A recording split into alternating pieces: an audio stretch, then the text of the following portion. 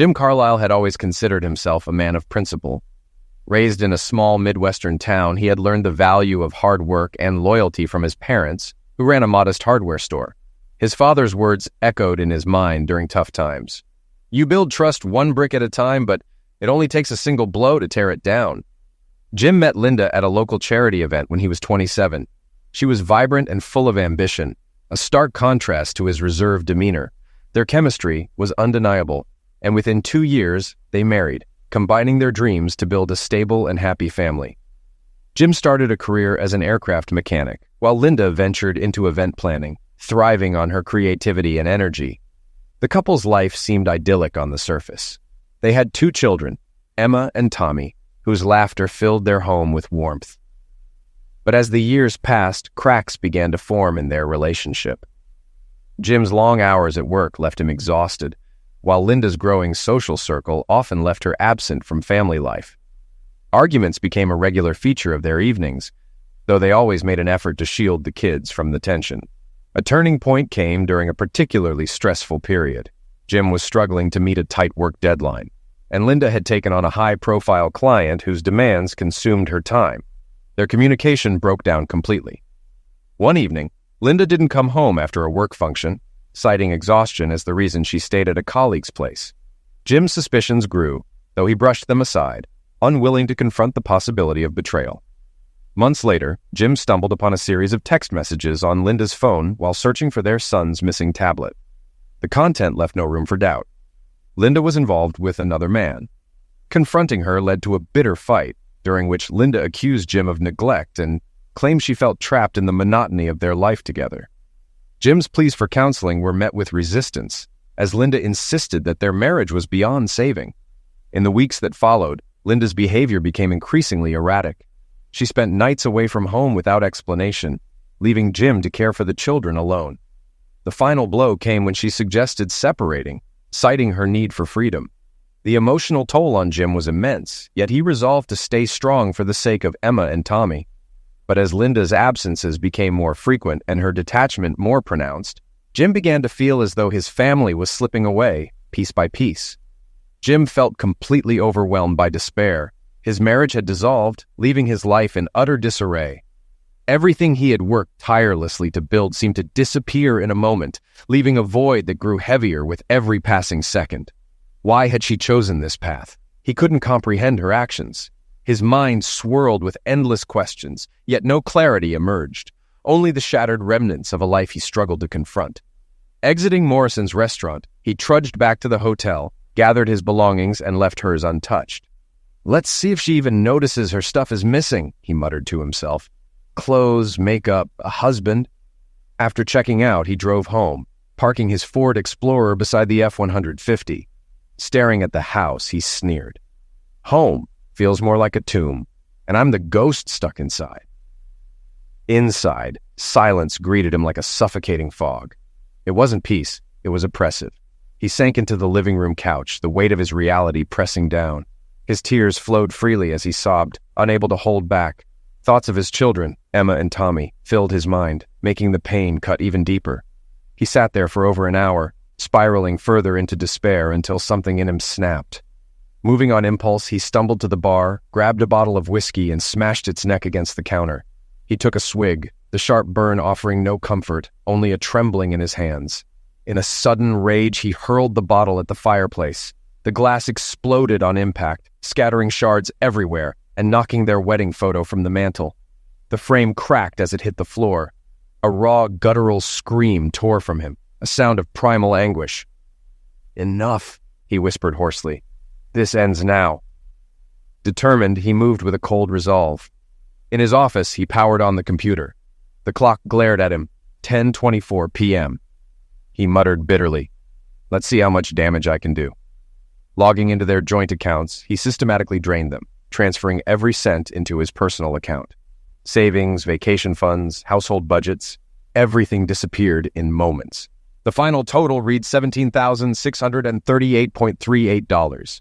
He stared at the number with a grim smirk. "Revenge on a budget," he muttered. He left a few dollars in 2 accounts before closing the others. But he wasn't done. He typed letters, one to his mother, another to Linda's parents. Each detailed her betrayal and his decision to leave. He drafted emails to news outlets with dates, names, and details, saving everything meticulously. He also wrote letters to Emma and Tommy for their 18th birthdays. These were less about anger and more an explanation, an attempt to help them understand. After printing and sealing the letters, he set them aside, hoping they'd forgive him someday. In the bedroom, he packed a small bag with clothes and essentials. After a quick shower, he dressed, laced up his boots, and stood tall. "This is it," he muttered. "Time to move forward." He grabbed his Giants cap and coat, and while coffee brewed in the kitchen, he scribbled a note on a yellow pad. "Linda, we're done. Goodbye. Live with the consequences." Guess who he placed the note on the table, setting his wedding ring on top. In his office, he opened the tool safe Linda always hated. He retrieved his .357 Colt Python, ammunition, some emergency cash, and their marriage certificate. Back in the kitchen, he tore the certificate into shreds and pinned the pieces to the wall with a knife.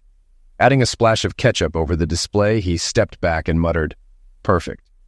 Satisfied with his symbolic farewell, he packed his gear into his F-150, loading camping supplies, fishing gear, gas cans, and ammo. He left the fridge unplugged, its doors open, and slashed the power cord for good measure. Doubt crept in as he thought of his kids. "Am I doing the right thing?" he whispered. The silence offered no answers. Shaking off the hesitation, he climbed into the truck and drove away, leaving the house unlocked. The streets were empty as he drove into the night. By 1:30 a.m., he parked outside L.W. Stern's office. Too exhausted to think, he set his phone alarm for 8 a.m. and tried to sleep. When the alarm rang, Jim stretched, sipped his cold coffee, and dialed LL.W.S number. After a few rings, the lawyer answered. His steady voice offered a small measure of comfort.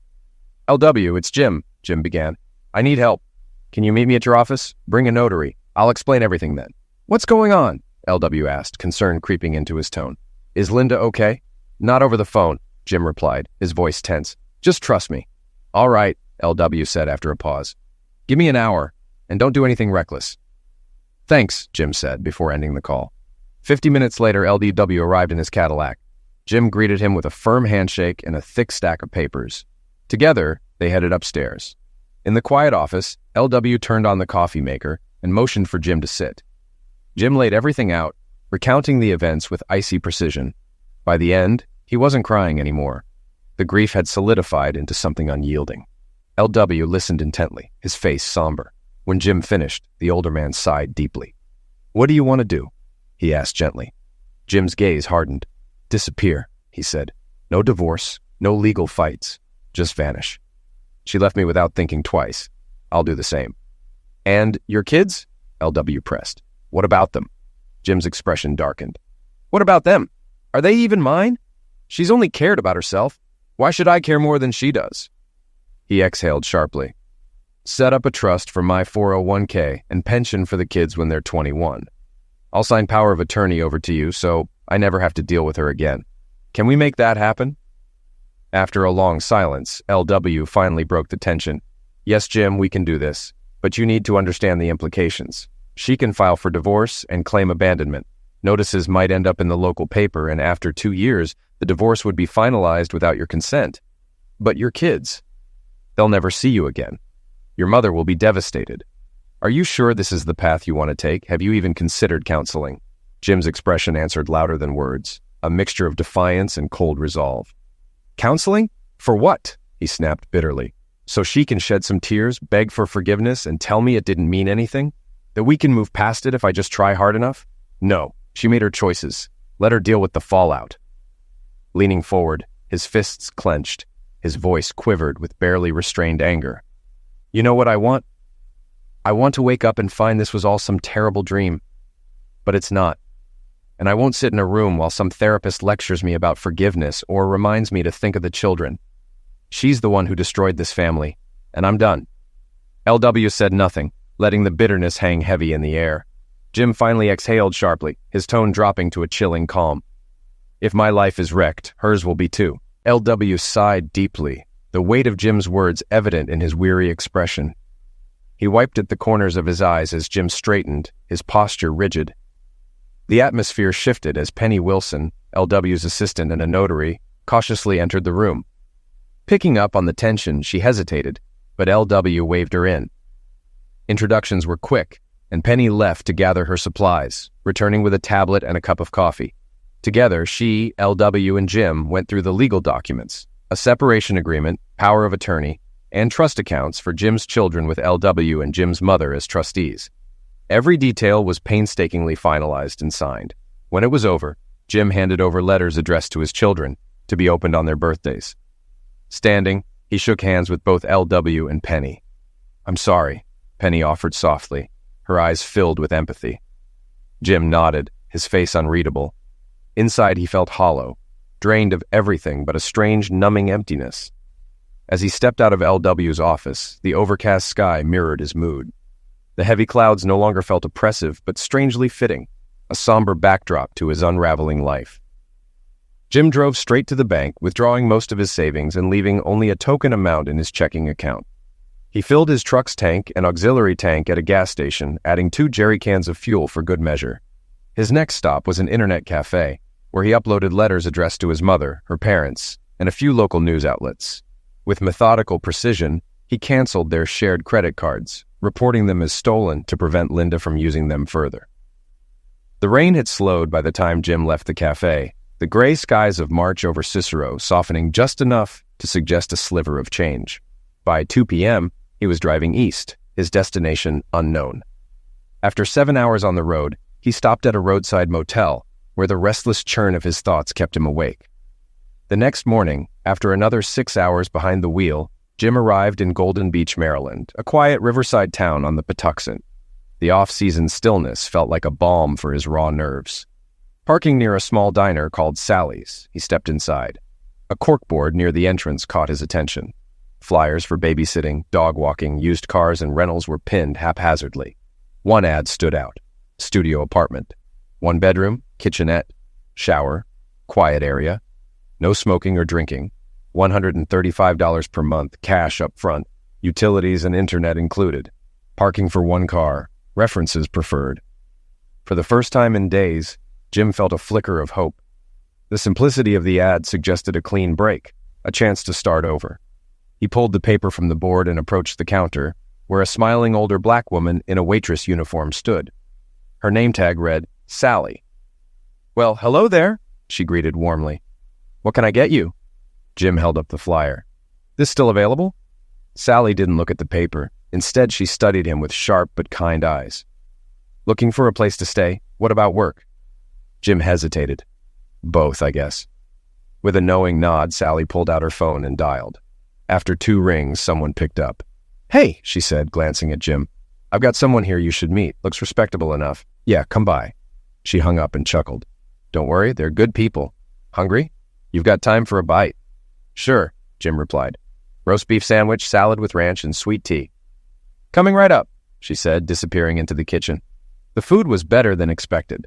The roast beef was tender, the salad crisp, and a surprise side of coleslaw complemented the meal. Jim was on his 2nd glass of tea when the door creaked open, and 2 strangers walked in. One was a slender, athletic East Asian woman in her early 40s. The other, a tall, rugged man in his 60s, carried himself with the unmistakable bearing of a Marine. The man guided the woman to a seat on Jim's left before taking the stool to his right, removing his sunglasses and fixing Jim with an intense gaze. Jim smirked. "Don't be shy. Take a seat." The man didn't flinch, but the woman broke the tension with a warm smile. "Hello, I'm May Lowell, and this is my husband, Joshua. Say hello, Joshua." "Hello," Joshua muttered, his eyes not leaving Jim. May extended her hand, and Jim shook it. "What's your name, where are you from, and why are you here?" she asked bluntly. Jim hesitated but handed over his driver's license and a brief, vague explanation. "Are you married?" she pressed. "Yes," he admitted reluctantly. "Kids?" Jim's tone sharpened. "Yes, but I don't know where they are, and I don't care to. I've done nothing illegal. Morally questionable? Sure. But I'm not interested in justifying myself. If you don't like it, I'll leave." Joshua's deep voice broke the tension. "Enough, May." She fell silent, and Jim turned to Joshua, whose expression softened slightly, though his commanding presence remained. "The rent's $150 a month starting next month," Joshua stated. "It's clean and quiet, and the price won't change unless you break the deal. Interested? We'll show you the place, and we'll shake hands to seal it." Shake hands? Jim raised an eyebrow. I'm a man of my word, Joshua replied evenly. After a pause, Jim nodded. Let's see it. He paid for his meal, just over $5, and left a generous tip for Sally. She nodded in approval as he followed the Lowells outside. Joshua exchanged brief words with 2 sheriff's deputies getting coffee, then led May to a gleaming black Jeep Rubicon Sahara. Helping her into the passenger seat, he murmured something before shutting the door and motioning for Jim to follow. It was the first time Jim had seen Joshua crack a smile. The image lingered in Jim's mind as the grin faded and Joshua's face turned serious again. Sliding into his Jeep, Joshua cast a glance at Jim before pulling away. Jim followed in his truck, the Marine Corps and American flag decals on the Jeep's rear window guiding him through the winding roads. A faded Vietnamese flag from the 1970s hinted at stories Joshua had yet to tell. After about 12 minutes, they turned down a secluded drive that opened to a cluster of raised bungalows perched near the water. The quiet marina stretched into the distance, the tranquil scene a stark contrast to the chaos Jim had left behind. They stopped in front of a modest blue cottage with crisp white shutters near the riverbank. Jim parked, stepping out to examine the sturdy ramp and stairs leading to a wide veranda. The Lowells took the stairs, while Jim opted for the ramp, appreciating its solid craftsmanship. At the top, Joshua unlocked the door and gestured for Jim to step inside. The interior radiated simplicity and calm. For the first time in what felt like forever, Jim felt a small flicker of hope. A narrow hallway led into the home. On one side was a small but functional kitchen, on the other a bathroom with a shower. At the end of the hall, a bedroom overlooked the river, while a cozy living room offered views of the wooded hills. Shuttered windows opened to a wraparound veranda that made the modest home feel larger. A ceiling fan turned lazily in both the living room and bedroom, and a freestanding wood stove in the corner provided the only source of heat. Though minimal, the space was insulated well, and the low ceilings made it feel snug. At roughly 1,200 square feet, it felt like the perfect retreat. Not for me, Jim thought grimly, forcing himself to refocus. I'll take it, he said, turning to Joshua. Joshua raised a hand, stopping him. Not so fast. How are you paying? Do you have a job? Not yet. What do you have available? Jim countered. Joshua studied him, his sharp gaze piercing. After a moment, he exchanged a look with May before speaking. What can you do? I'm a licensed aircraft mechanic, decent at woodworking, and I know my way around a forklift, Jim replied evenly. Joshua nodded, the assessment clearly improving in his mind. All right, minimum wage, cash, under the table. You'll work at the Hideaway Marina, wear a branded t-shirt, and pair it with jeans. Occasionally, local churches or charities might need an extra hand. They'll pay cash too, but let me be clear. If you exploit anyone's generosity, you're out. Got it? Jim smirked faintly. Understood, boss. Joshua extended a hand. Be at the Marina restaurant at sunrise. Come half an hour early if you want breakfast. Let's see what you're made of. Agreed? Agreed, Jim replied, shaking his hand. That handshake marked a pivotal shift in Jim's life. Over the coming months, he learned more about the Lowells. Joshua had been a Marine scout during the Vietnam War, rescuing May and her family from dire circumstances. They were relocated to the Philippines before eventually resettling in the United States with the help of Catholic charities. Joshua, captivated by May's strength and spirit, stayed in touch after his return stateside. Years later, he formally reconnected with her in Oceanside, California. Despite resistance from his family, Joshua converted to Catholicism and they married. The couple moved to Parris Island, where Joshua continued his military career, climbing the ranks to infantry sergeant major. His distinguished service included Operation Desert Storm and an unnamed mission he refused to discuss.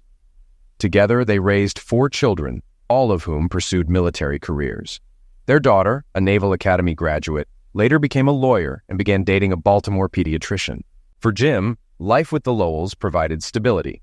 He adapted to the mild Maryland climate and honed his woodworking and mechanical skills while keeping his aircraft mechanic license active. Over time, he became a fixture in the community and earned Joshua's respect. Eventually, he secured a formal job at the marina, earning nearly $20 an hour, and began to feel like part of the Lowell family. Jim even started a small construction business, hiring a veteran and an ex-convict to help with renovations. Together, they built a reputation for quality craftsmanship. He grew close to the Lowell children and, by his 3rd year, felt truly integrated into their lives. Still, the scars of his past lingered. Sharing his story with the Lowells brought understanding, but no closure. May was aghast when she heard about Linda. "How could someone do that to their own kids?" she exclaimed, catching herself quickly. "I'm sorry, Jim. That was insensitive." Jim's face darkened. "I care about my kids, May, but I can't even be sure they're mine. Believing that would mean trusting her." May offered a gentle smile. "I understand. I'm sorry." Joshua, who had remained silent, finally spoke. "You're broken, son. No judgment here. Life kicked you when you were down, and you took the only road you saw. But you're still broken, and you've done nothing to fix it." Though the anger had dulled over time, Jim knew Joshua was right. 3 years with the Lowells had given him a semblance of peace, but the bitterness still clung to him, holding him back. He thought he was healing, but deep down, he was trapped. That began to change one Sunday morning when Jim, leaving the grocery store, saw a young woman struggling in the parking lot. 2 men were maltreating her as she fought to get into her Toyota Supra. Her screams pierced the air, but no one else seemed to notice or care. Jim dropped his bags on the hood of his truck and charged toward them, snapping open the folding baton he carried for protection. "Hey!" he shouted, drawing their attention. The men turned, and Jim spotted a tool in one of their hands. Instinct took over. He swung the baton, cracking the man's wrist with a sickening snap. The tool clattered to the ground as Jim shoved the injured man into his accomplice, slamming them both against the car. The first doubled over in pain, clutching his wrist, while the second groaned, holding his ribs as they crumpled to the ground. The woman, still crying, frantically tried to open the back door. Jim realized why when he saw a small child strapped in the car seat. Grabbing his phone, he called Michael Lowell. "Mike, I need backup. Grocery store parking lot, possible robbery, or worse." "Stay put, we're on our way," Michael replied. Jim secured the scene, keeping the men on the ground until help arrived. When Michael and his partner arrived, weapons drawn, Jim handed over the tool and explained what had happened. The woman, who introduced herself as Emma Lindell, thanked him tearfully. She and her daughter were shaken, but unharmed. For the first time in years, Jim felt like he'd made a difference. Later, as Emma invited him to lunch at Sally's, Jim hesitated, but agreed. For the first time in a long while, he felt a spark of something unfamiliar, hope. After locking his groceries in the truck, they walked to Sally's. Stepping inside the cool diner, Jim felt something he hadn't experienced in a long time. Hope. Sally spotted them as they entered and waved toward an open table. The ever-cheerful hostess greeted them warmly, a rare exception to her usual practice of reserving tables for her regulars. "Are you two here for the hero discount?" she teased with a grin. Jim blinked in confusion, but Emma giggled. "Word travels fast, huh, Sally?" "Mike mentioned the incident on the radio," Sally said, chuckling. "Looks like Mr. Nice Guy here is already famous." "Well done, Jim. I knew you were one of the good ones." Jim felt a wave of embarrassment as Sally continued to enjoy herself at his expense. Small-town life, he realized, came with its own brand of fame. 2 older men entered the diner, greeting Sally before noticing Jim and Emma. One removed his Vietnam veteran cap and approached. "Good job, young man," he said, extending his hand. "It's good to see someone step up. Heard one of them had a tool." Jim shook the man's hand, taken aback by the warm reception. The second man added, "Joshua always had a good eye for character." He shook Jim's hand briefly, nodded to Emma and Linda, and headed to the counter. Sally beamed, clearly pleased. "Looks like you're the talk of the town," she said. "This place just became the official home of our newest hero." Emma laughed. "Sally, can we just get dinner before his head inflates?" Sally recommended the Tuesday special: grilled chicken, fries, spinach, and a side salad. Jim nodded, and Emma added an order for mac and cheese and chicken nuggets for Linda, who smiled faintly before retreating to her quiet observation of Jim. As Sally headed to the kitchen, Emma turned to Jim. "Did you know Camille and her sister-in-law were trying to set us up? Apparently, they think you need saving." Jim raised an eyebrow. "Saving?" "They thought meeting me might help with your recovery," Emma said. "Not that I'm looking for romance. My focus is my daughter, but I guess fate had other ideas." She smiled and shifted gears. "So, Mr. Carlyle, let me tell you about myself. I'm 29, divorced for 3 years. My ex-husband was abusive, went to prison, and passed away last year. My sister handled the divorce. It was one of her first cases." Emma's voice softened as she glanced at Linda, clearly mindful of her words. "I'm a licensed accountant specializing in estate planning and investments. I co-own a firm with my best friend and a notary secretary, and business has been great." Her tone changed, breaking as she added, "But today, those men, it was terrifying." Her composure crumbled, and tears spilled down her cheeks as the reality of the ordeal hit her. Without hesitation, Jim moved to her side, crouched beside her chair, and embraced her. The act felt natural. Linda began to cry too, and Jim gently pulled her into the hug. For the first time in years, he felt a sense of connection and normalcy. It was both comforting and terrifying. Sally returned, her usual smile replaced with concern. Silently, she set iced tea and apple juice on the table. Jim tried to explain, but Emma interrupted between sobs. "It's just everything hitting me at once." Sally nodded knowingly and walked away. As Jim returned to his seat, Sally's usual grin reappeared, and she winked at him. Jim straightened his shirt, took a sip of tea, and finally spoke. "Emma, I need to explain something. When you introduced yourself and Linda, I froze. Your names are the same as my ex-wife's and daughter's, just reversed. It threw me off." Emma nodded, encouraging him to continue. Jim took a deep breath and shared his story, recounting the betrayal, his departure, and the years of pain that followed. He avoided the harshest details, but didn't shy away from the truth. "I'm not proud of how I handled things," he admitted. "But at the time, I didn't see another option. Talking about it now, though, it feels like a weight is lifting. I know it sounds cliché, but it's true." Emma listened intently, her expression shifting as she processed his words. Finally, she placed a hand on his. "Jim, I'm sorry for everything you've been through, but you need to heal. Trust me, I've been there. It's not easy, but it's possible." Dinner arrived, and they ate while talking casually about life in Golden Beach. Emma explained she'd lived there for 4 years, moving after her husband's arrest. Linda, now 5, had grown up in the town. As the meal ended, Emma gathered her things and extended her hand to Jim. "Thank you again for everything," she said warmly. Her handshake lingered slightly longer than necessary, leaving Jim with a feeling he couldn't quite name. Emma smiled as she left with Linda, walking out the door. Jim stood for a moment, then sat back down, realizing with a chuckle that she had left him the bill. "This little trickster," he muttered, amused. Sally approached, holding the receipt. "Don't ruin it, sweetheart," she teased. "She's a keeper, worth the wait." Jim paid the bill and left the diner, feeling something he hadn't in years, genuine satisfaction. It was a faint but undeniable spark of something close to happiness. Weeks turned into months, and Jim crossed paths with Emma often. They even shared a few outings for ice cream with Linda. Slowly, Jim began to feel more like himself again. One Thursday morning, Jim learned about a barbecue at the Lowells' home the following evening and was invited to join. Grateful, he decided to take Saturday off, anticipating a long night of food, drink, and conversation. On Friday, Jim stuck to his usual routine: breakfast at the Marina restaurant, launching and servicing boats, and wrapping up work by late afternoon. After heading home to clean up, he put on a fresh t-shirt and jeans and drove to the Lowells' house, a sprawling log-style ranch with a wraparound deck, patio, pool, jacuzzi, and smoking barbecue pits.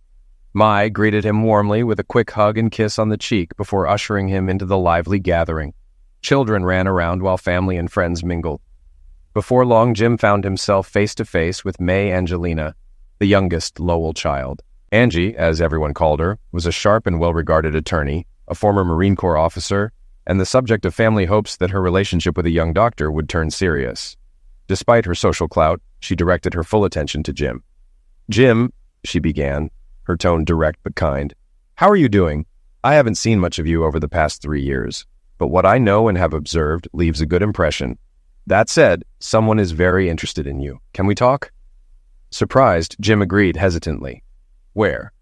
"Now, if you're free," she said, taking his hand. Before he could respond, Mike and Camille joined them, grinning as if in on a joke. They led Jim to a shaded table beneath a large tree, offering warm handshakes and a round of drinks. Budweiser for Jim and Mike, white wine for the women. Mike handed Jim a beer. "You might need this, but pace yourself." Jim nodded, taking a sip as Angie leaned forward, her expression serious. "About a year and a half ago, I was given an assignment," she began. Jim wasn't surprised. Angie's Marine background and connection to her father suggested who might have orchestrated this. His suspicions grew as he glanced at Joshua, deep in conversation with other guests, his gaze briefly flicking toward Emma before returning to the group. "I've been in contact with L.W. Stearns," Angie continued. "Don't worry, he didn't disclose anything you hadn't already shared. But he confirmed your story. and filled in a few gaps. She paused, her tone softening. I'm the only one who knows all the details so far. Not even my parents. At that moment, her boyfriend Robert approached, planting a kiss on her head. Everything okay? He asked. Yes, dear. I'll fill you in later, she replied warmly, sending him back to the party with a smile. Turning back to Jim, she said, Now, here's the truth. After you left, Linda thought you'd cool off and come back. But when she found the house, she panicked. Thinking you might have injured yourself, she called emergency. Police arrived to find her hysterical. When they entered the house, they discovered the chaos and scolded her for wasting their time. Angie took a sip of wine, her voice steady. Her parents arrived and were furious, at her recklessness and at you for disappearing. Meanwhile, the messages and emails you sent went viral, humiliating Linda. She delayed filing for divorce, spent the money you left, and drowned in debt. Nearly 2 years passed before the divorce was finalized. You've been legally free for 6 months. Jim sat silently, processing the cascade of revelations. Angie continued. Linda sold the house, lost her job, started drinking heavily, and fell into bad company. Her parents took custody of the kids. Your mother sees them regularly, but Linda, not so much. Last week, she entered rehab. Her parents are exhausted, her mother's health is failing, and her father's stress is through the roof. The mood grew heavy as Joshua and Mai joined the group. Joshua's tone was firm as he addressed Jim. Son, everyone knows now, your family, her family. Mai and I don't know the full story yet, but it's time to stop avoiding it. This isn't just about you anymore. There are others involved, people who care about you. Jim exhaled deeply, the weight of his decisions and their consequences pressing down on him. The road ahead seemed daunting, but for the first time, he felt he might not have to face it alone. As Emma appeared nearby, Jim couldn't help but wonder how much longer his fragile peace would last.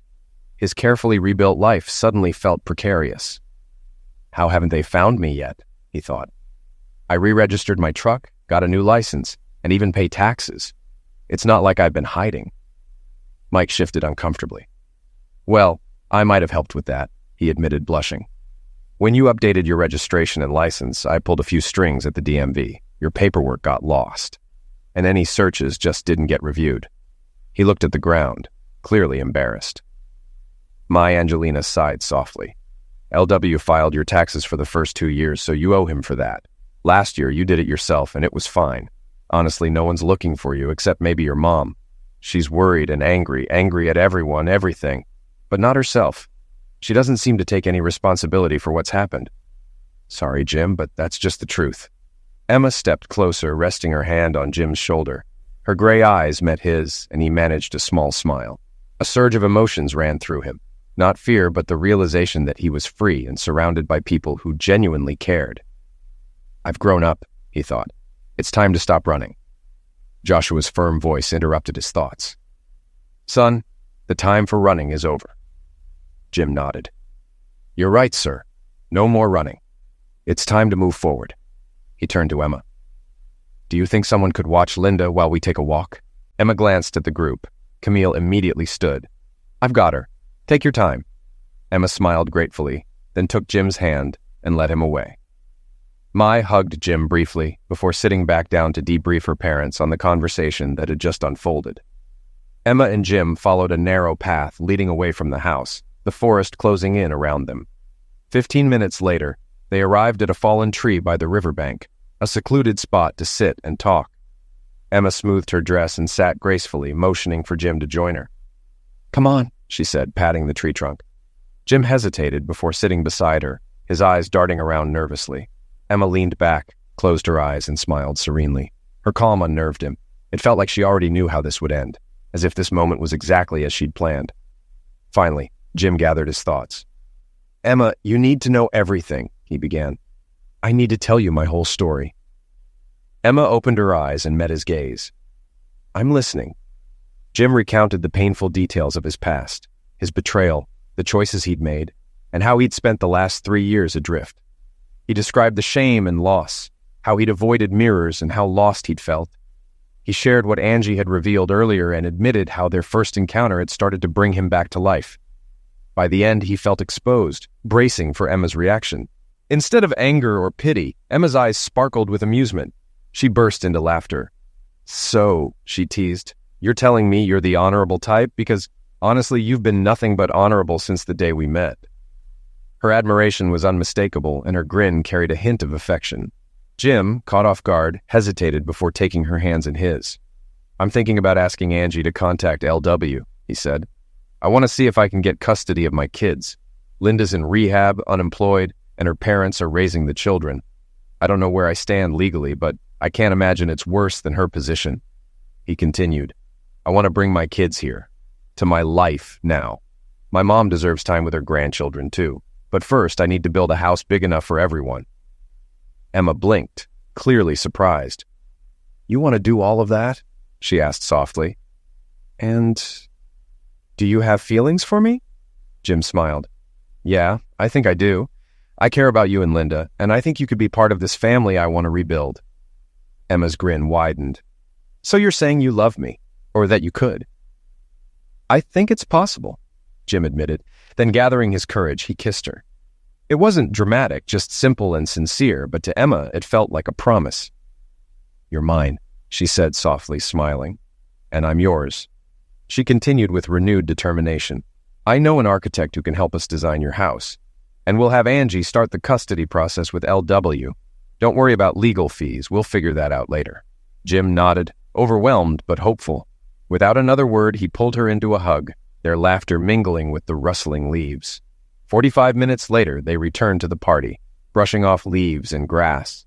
Emma's cheeks were flushed, and Jim's grin was wider than it had been in years. Over the next few days, plans began to take shape. Angie contacted LW to start the custody case. Jim met with Joshua to discuss purchasing land and designing a house with space for his children and an addition for his mother. He even offered his current home to Linda's parents if they wanted to stay close. For the first time in years, Jim felt like his life had direction. With Emma by his side, he was ready to face the future. Emma accompanied Jim to meet the architect, where they discussed their plans. The architect provided insightful suggestions and estimates, which pleasantly surprised Jim with their affordability. The following Monday, Jim applied for a construction loan, while Angie reached out to LW and one of his associates to outline the custody case. LW advised that Jim would likely need to return to Illinois for the court proceedings. With nearly 4 weeks of accrued vacation, Joshua assured him, "Take as much time as you need. Family comes first." Meanwhile, Angie crafted a strategic twist for the case, collaborating with LW through video calls and emails. Jim and Emma's relationship continued to deepen, though Jim remained cautious. In contrast, 5-year-old Linda showed no such restraint, clinging to Jim's hand, laughing more freely, and demanding goodnight hugs and kisses. Her boldness peaked one day when she asked, "When are you going to marry my mom? I'm getting old and I need a dad." Jim couldn't help but laugh at her precociousness. When the court case began, it went smoother than Jim had feared. Though some of his actions raised moral questions, they weren't illegal. Linda's parents supported his plans, and Jim sweetened the deal by offering to let them live with him and the children. Angie and LW delivered the news, explaining Jim believed they wouldn't want to speak with him directly. To Jim's surprise, his former in-laws were eager to reconcile, expressing regret and support. In the meantime, Jim's life continued to improve. His small construction business thrived, and his home was rapidly taking shape. Within weeks, the foundation, floors, and roof were completed, and by the second month, the house stood finished. Emma, Linda, Mai, Angelina, Camille, and even Sally helped decorate, turning it into a welcoming home. When Jim received notice of the court date, Linda had just completed rehab and was struggling to rebuild her life. LW began selling her house to avoid foreclosure. Jim packed his truck, said heartfelt goodbyes to Emma and his newfound family, and drove to Cicero. Angie promised to join him for the trial. Returning to his hometown felt surreal. His old house was in disrepair. Overgrown grass, a dented garage door, and boarded-up windows spoke of neglect. Jim bypassed it, heading instead to his mother's apartment.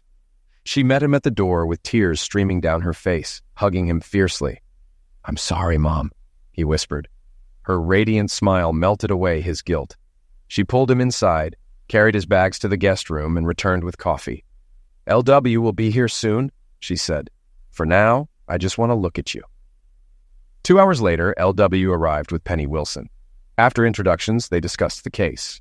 Angie would arrive Friday, and the trial was set for Monday. LW described the judge as strict but fair, emphasizing the need for a solid argument. He doesn't tolerate betrayal, but also frowns on fathers who abandon their families, LW warned. On Friday, Jim picked Angie up from the airport. She greeted him warmly, bringing much-needed levity.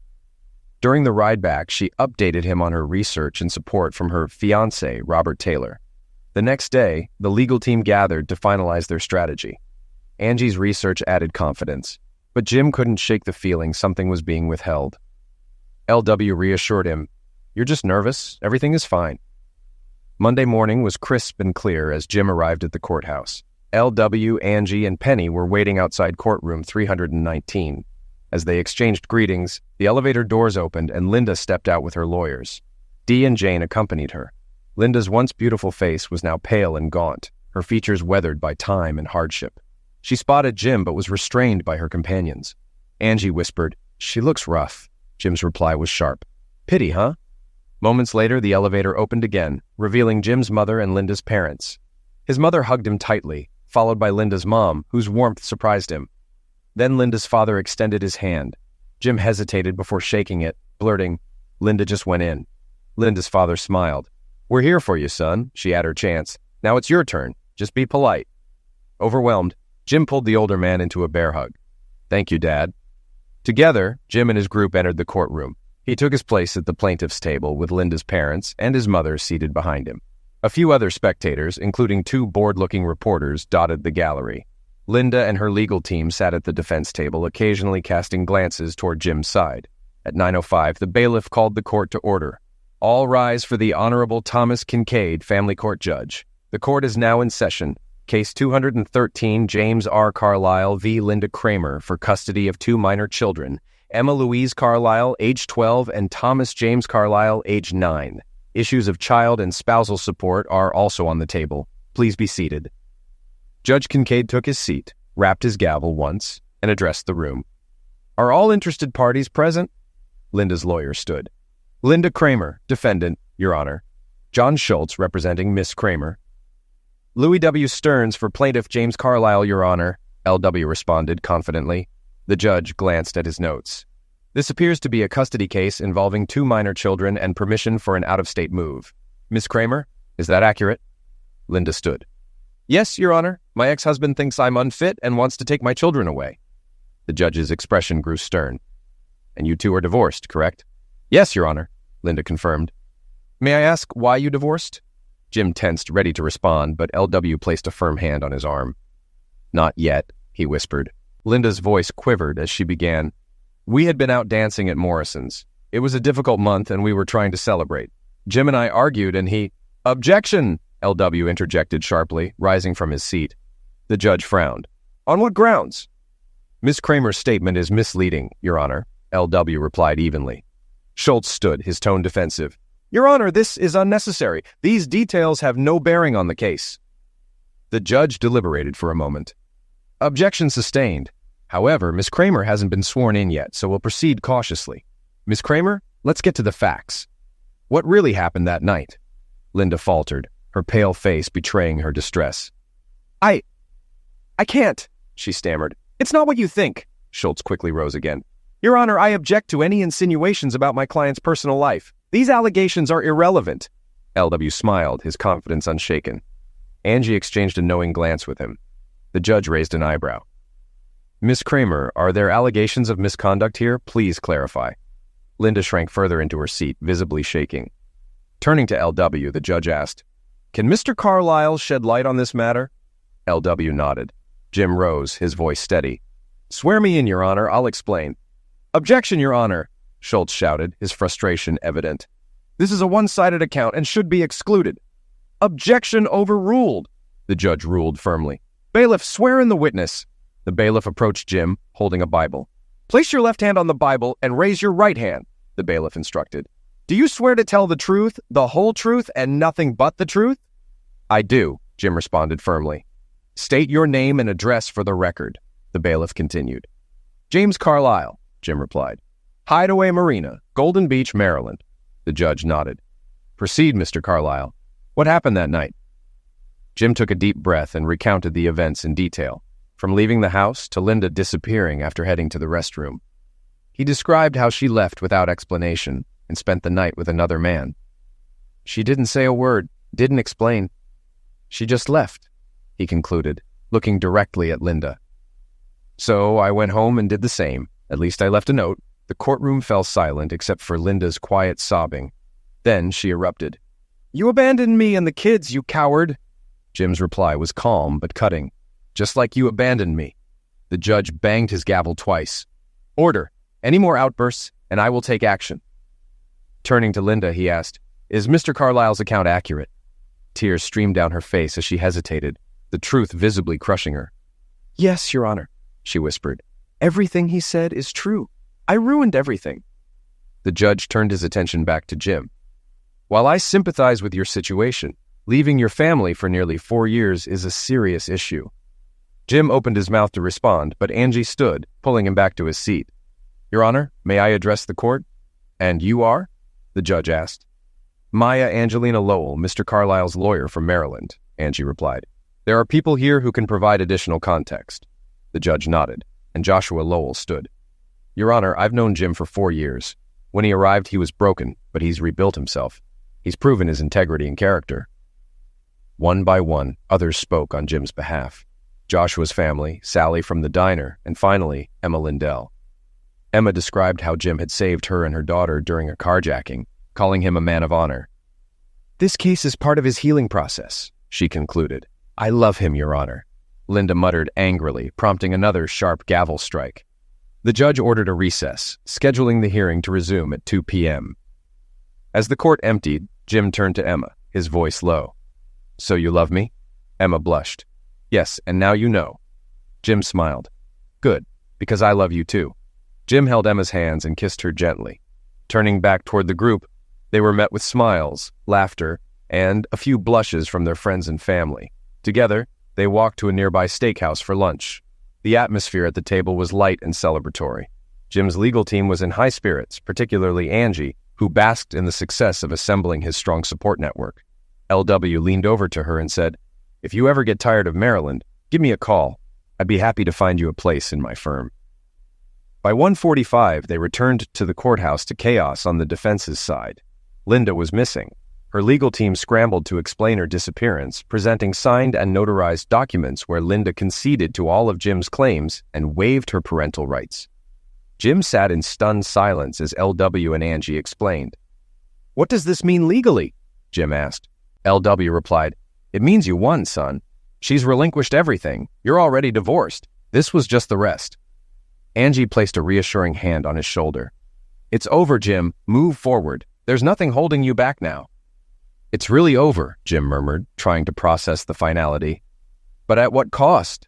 His next steps loomed, picking up his children from school. They were unaware of the day's developments, but their lives were about to change. 2 reporters loitered nearby, but LW intercepted them, promising a statement later.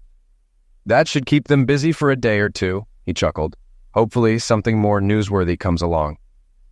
When Jim arrived at the school with Emma and Linda's parents, his children spilled out of the building, chatting and laughing.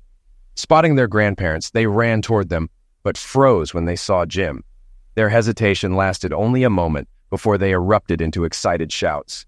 Daddy, Daddy, they cried, rushing to hug him. Where have you been? Why didn't you call? Where's Mom? Jim embraced them tightly, emotions flooding him. Emma stood at a respectful distance, watching quietly. After a moment, Jim introduced her. Kids, this is Mrs. Lindell. She's a good friend of mine. The children studied her curiously before Jim suggested, How about we head to your grandparents' house for lunch? You can meet some of my other friends. They agreed eagerly, piling into the grandparents' car. At the house, they joined a lively backyard gathering. After lunch, the tone shifted as Jim called everyone together for an important talk. Taking a deep breath, he began, Kids, your mom has left. I don't know where she is, but we'll try to find her. For now, she's gone. His daughter frowned, but didn't look surprised. It became clear that Linda's absences had been frequent. Jim continued, I went to court for custody, and your grandparents supported me. I won. Now you have a choice. You can live with me, or you can stay here with your grandparents. His daughter spoke first. She cheated on you, didn't she, Dad? There were different men all the time. It was gross, Tommy added bluntly. Mark was the worst. The heavy silence was broken only by Emma stepping closer to Jim and squeezing his hand. Tommy looked at her and asked, Is she your friend? Jim hesitated, his cheeks flushing. Yes, she is. Emma stumbled slightly, bumping into him, which made little Emma giggle. Oh yeah, she's definitely his friend, she teased. The conversation lightened as little Emma introduced herself. My name's Emma too. Emmeline, Big Emma replied with a smile. But my friends call me Emma. I like it, little Emma said. My real name is Emily, but everyone calls me Emma. The interaction brought a much-needed moment of levity. Tommy, watching closely, turned to Jim. She's suitable, Dad. What do you think? Jim smiled, caught off guard by his son's maturity. I think so too. Over the next 2 days, Jim shared his plans with his family. He proposed that everyone move to Maryland, selling their current homes for a fresh start. The children were excited, especially knowing that their grandparents would join them. Surprisingly, the grandparents agreed, believing a new environment would be good for everyone. Preparations began quickly. Linda's continued absence made logistics simpler, though emotions ran high. Jim's mother held a garage sale and donated items to charity while Linda's parents packed and listed their home for sale. With all the paperwork finalized, the convoy set off. Jim's father-in-law drove the children and Jim and his mother shared the moving truck. After 3 days of travel, they arrived in Golden Beach. The kids explored their new home, thrilled to pick out bedrooms, while the grandparents admired their nearby house. Mai and Camille welcomed them warmly, handing over the keys and giving a tour. As everyone settled in, Jim returned home to find Emma chatting with the children. His daughter greeted him with a playful glare. So, do I get a sister along with a new mom? Jim blinked, caught off guard. Maybe? Did I forget to mention that? She laughed and hugged him. Thanks, Dad, Tommy added dryly. Now I see why we needed so many bedrooms. In mid-August, Jim and Emma married in a small ceremony.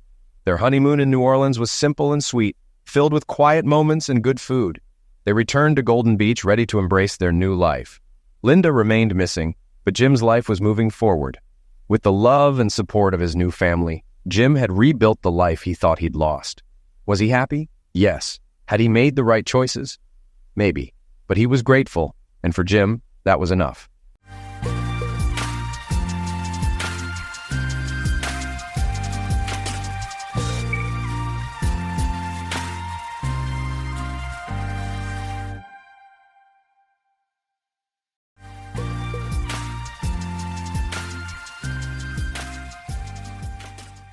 After 5 years, I found myself leaving a business show a day early for the first time. I work for a telecommunications company, and each year we engage in 3 business shows held in different cities around the country, each lasting 5 days. We set up our booth on Sunday and Monday, and the show begins Tuesday morning, concluding at noon on Thursday. For the past 5 years, I've diligently worked at every show, staying until the last box was packed and loaded onto the truck Thursday afternoon. However, during the last show in May at the San Diego Convention Center, I twisted my ankle on Tuesday night, rendering me unable to work in our booth the next day. At lunch on Wednesday, my boss told me there was no point in staying at the show if I couldn't work, instructing me to check for a flight home. I didn't need to be told twice. I was on a plane back to St. Louis at 2 o'clock that afternoon. Before boarding the flight in San Diego, I called home and left a message for Tammy, my wife of 9 years, informing her I would be home by 8 o'clock that evening. Tammy had been upset with me about something before I left on the trip, but she didn't want to discuss it at the time, suggesting we deal with it upon my return. Despite disliking the sprained ankle and my boss telling me to go home before the conference was over, I was glad to be getting home early to find out what was bothering my wife. When my taxi stopped in front of the house, I noticed a black Cadillac in our driveway. I didn't know anyone who drove a Cadillac, and it bothered me a little that Tammy would have company at the house when she knew I was coming home. I thought she would be anxious to discuss whatever problem she thought we had. Entering the front door, I heard voices in the family room. Stepping into the kitchen and peeking into the family room, I got the shock of my life. Tammy was sitting on the sofa with my best friend, Chad Williams. This itself was not the shock. The fact that Tammy's blouse was unbuttoned was what struck me so hard. Tammy and Chad hadn't seen me yet as I walked through the kitchen and stood at the edge of the family room. I exclaimed, questioning the situation unfolding before me. Tammy, taken aback by my sudden appearance, inquired about my unexpected return. Her expression and the fact that she didn't bother concealing the unbuttoned blouse hinted at an odd anticipation of this moment. I further inquired about the situation, seeking an explanation. Tammy, wearing a smile, assured me that it wasn't what I thought. As I grappled with the surrealness of the moment, the pain in my ankle served as a harsh reminder, dispelling any doubts about the reality of the situation. During my brief time in the room, Chad remained motionless, staring at me with an amused expression. I had reached my limit. Despite Chad's size and the pain in my ankle, I was determined to eject him from my house. Taking a step toward the sofa, I suddenly found myself in the grip of another man. His approach was silent, and he swiftly grabbed my right arm, twisting it up behind my back, while his left arm formed a chokehold around my neck. I could still breathe, but the threat to cut off my airway loomed. Tammy made a declaration, asserting that I now comprehended the situation. She revealed that they had been anticipating my arrival to initiate their peculiar celebration. Chad had divulged details about my actions at business shows, prompting Tammy to question if I thought she would never uncover my indiscretions, or if I believed she wouldn't be affected. She expressed her hurt and intentions for revenge, outlining a plan to derive pleasure from Chad and Tyrone while I observed. My attempts to explain were thwarted as the man restraining me covered my mouth and nose. The smell overwhelmed me, and soon I felt consciousness slipping away. I awoke tied spread eagle to the bed in the guest bedroom, my injured ankle throbbing as if pressed against a hot iron. Speaker wire secured my wrists and ankles tightly, cutting off circulation. Momentarily forgetting Tammy's earlier words, I was reminded when I heard voices on the television at the end of the bed. Looking at the screen, I saw Tammy sitting undressed with Chad. Tammy, addressing the camera, expressed her hope that I was awake. She intended to showcase a significant tool she planned to enjoy. Chad was granted the initial opportunity due to his revelation of my infidelity and assistance in orchestrating the situation. Tammy then summoned Tyrone to display his own impressive tool. Tyrone, the man who had seized me, joined in and wished me to appreciate the upcoming spectacle. He mentioned the recording of the event, allowing me the option to watch it repeatedly at my leisure. At that moment, I cared little about Tammy's actions. Our marriage was over. My priority was freeing myself from the bindings, concerned about the lack of blood circulation to my hands and feet. Uncertain of when Tammy and her friends would finish, I wasn't willing to wait. I began pulling with my left leg, enduring the pain, pausing for 30 seconds, and then repeating the process. After several attempts, I gave one hard yank, and the wire snapped. Observing a bleeding left ankle, the injuries appeared manageable. Following that, I attended to my right leg, a more challenging task due to the sprained right ankle. Breaking the wires on my right leg resulted in substantial skin tearing, leading to significant bleeding. With liberated legs, I eased the strain on my arms, but the wire knots resisted loosening. Armed only with my teeth, I attempted to break the wires binding my wrist, mirroring the process used on my ankles. Upon freeing my right wrist, it bled nearly as profusely as my right ankle. Having both legs and my right arm free, I easily broke loose from the last of my bindings. My left wrist sustained minor cuts, causing slight bleeding. Once free, I observed ongoing bleeding from injuries to both ankles and wrists.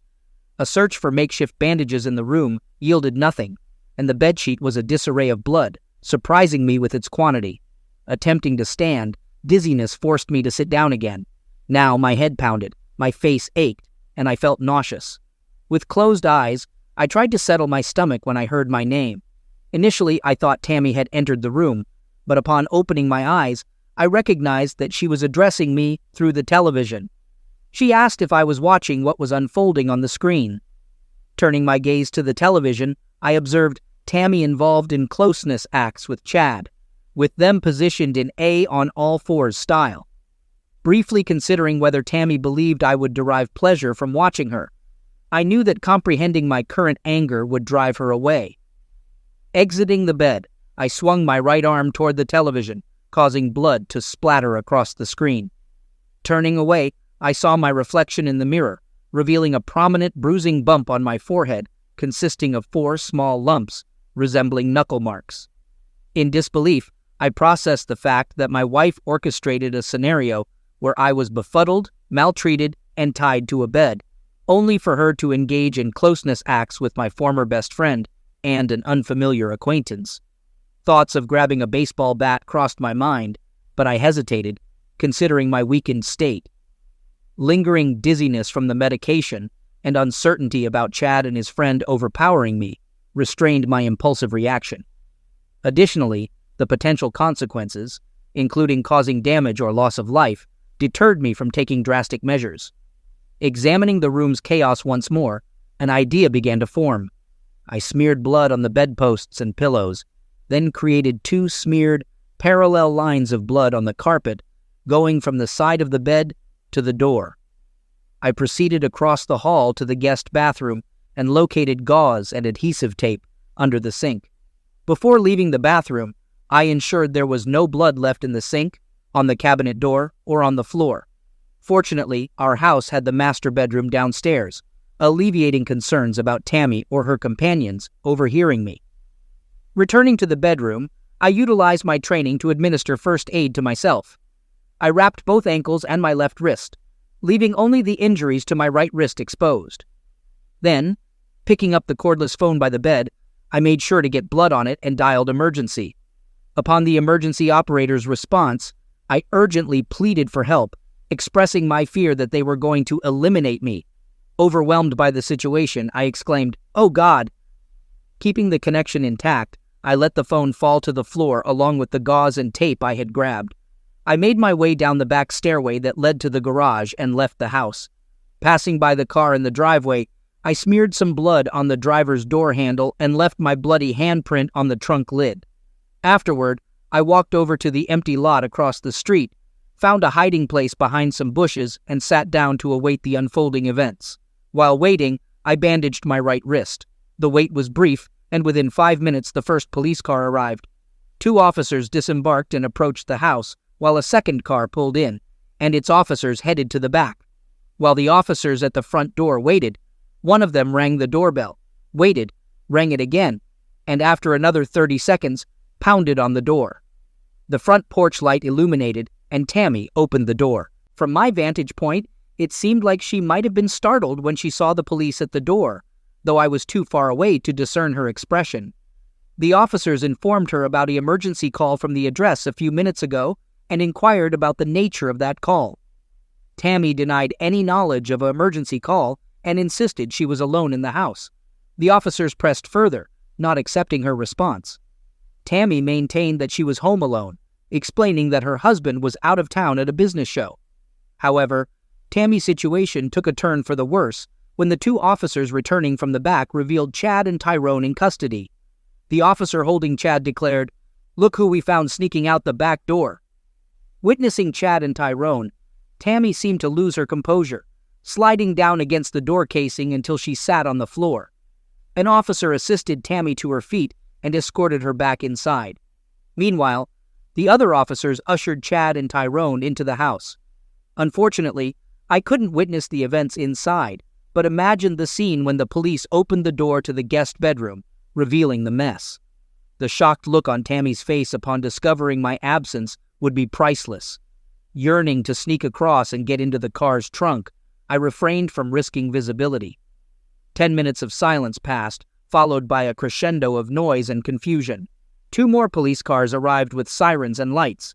Subsequently, Chad and Tyrone were led out in handcuffs, vehemently arguing they did nothing to the woman's husband. The pair was placed in the back seat of separate cars and driven away. Meanwhile, police officers closely inspected the car in the driveway.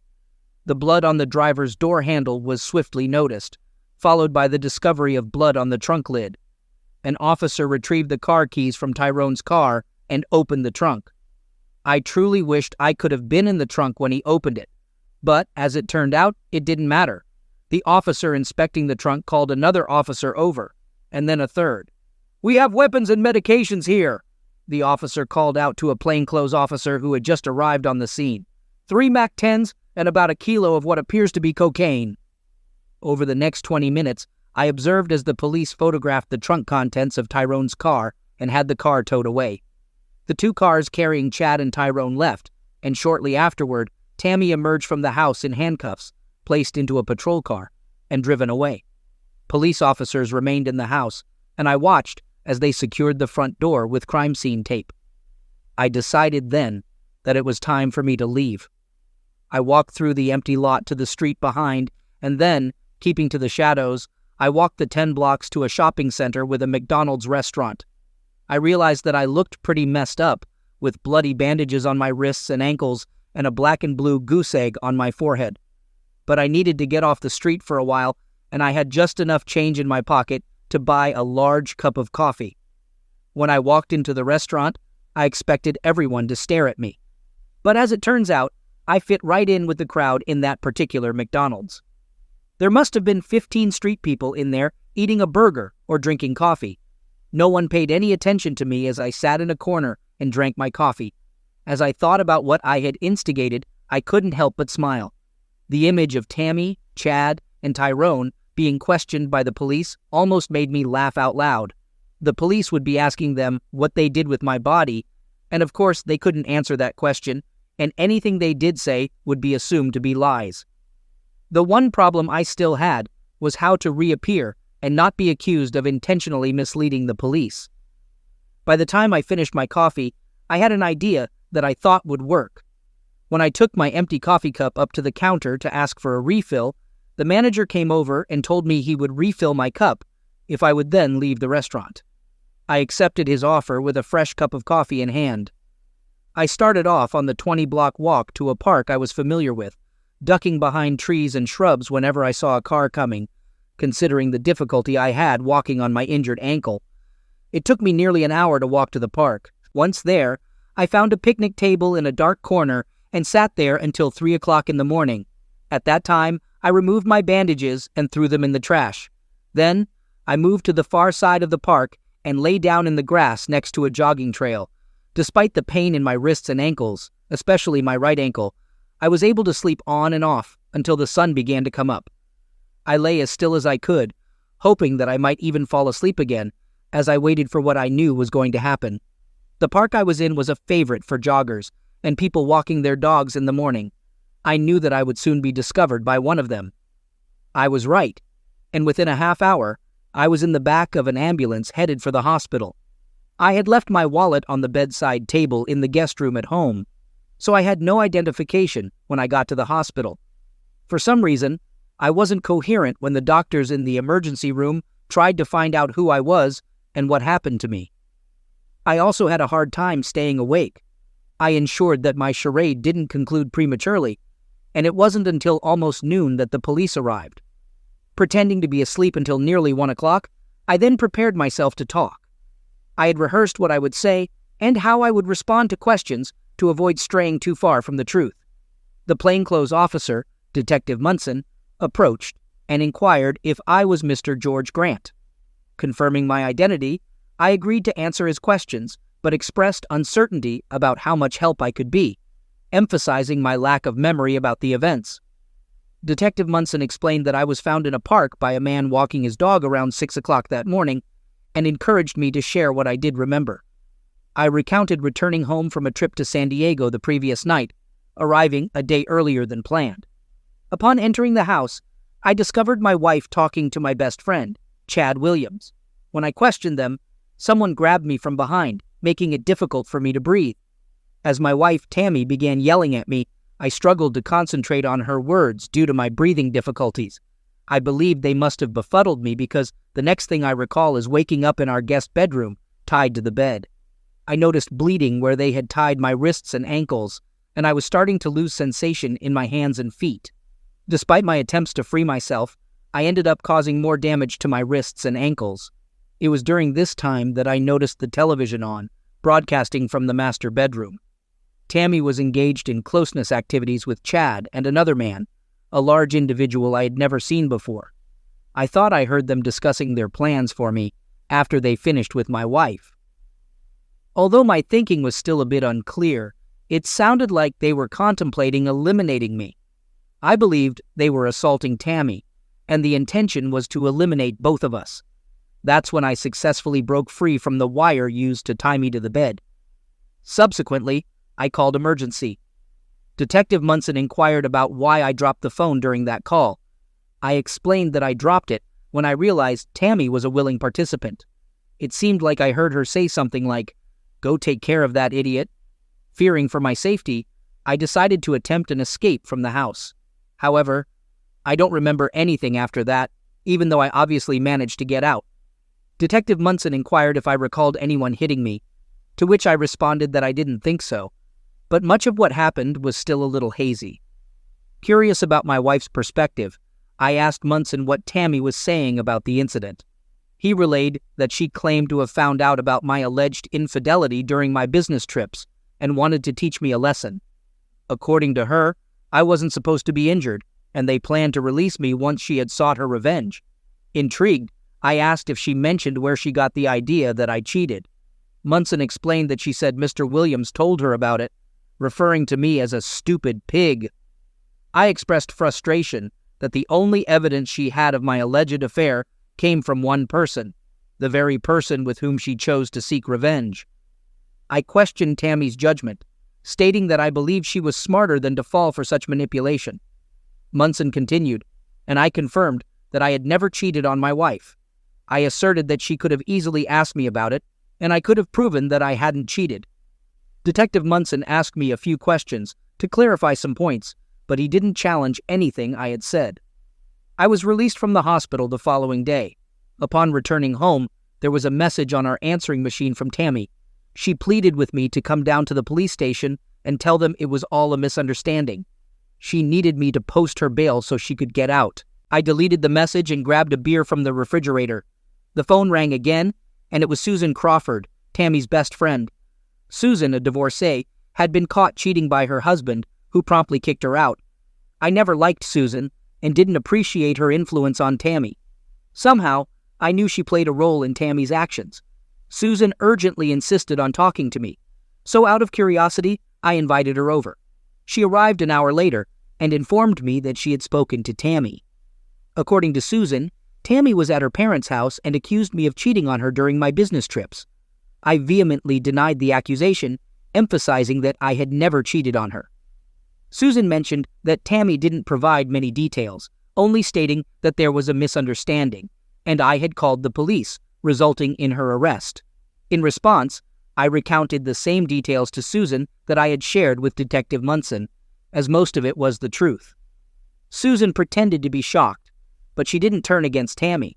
She expressed disbelief, stating that such behavior was unlike Tammy and suggested that she might be going through some kind of breakdown. Curious about my intentions, Susan asked if I planned to talk to Tammy and give her a chance to explain her side of things.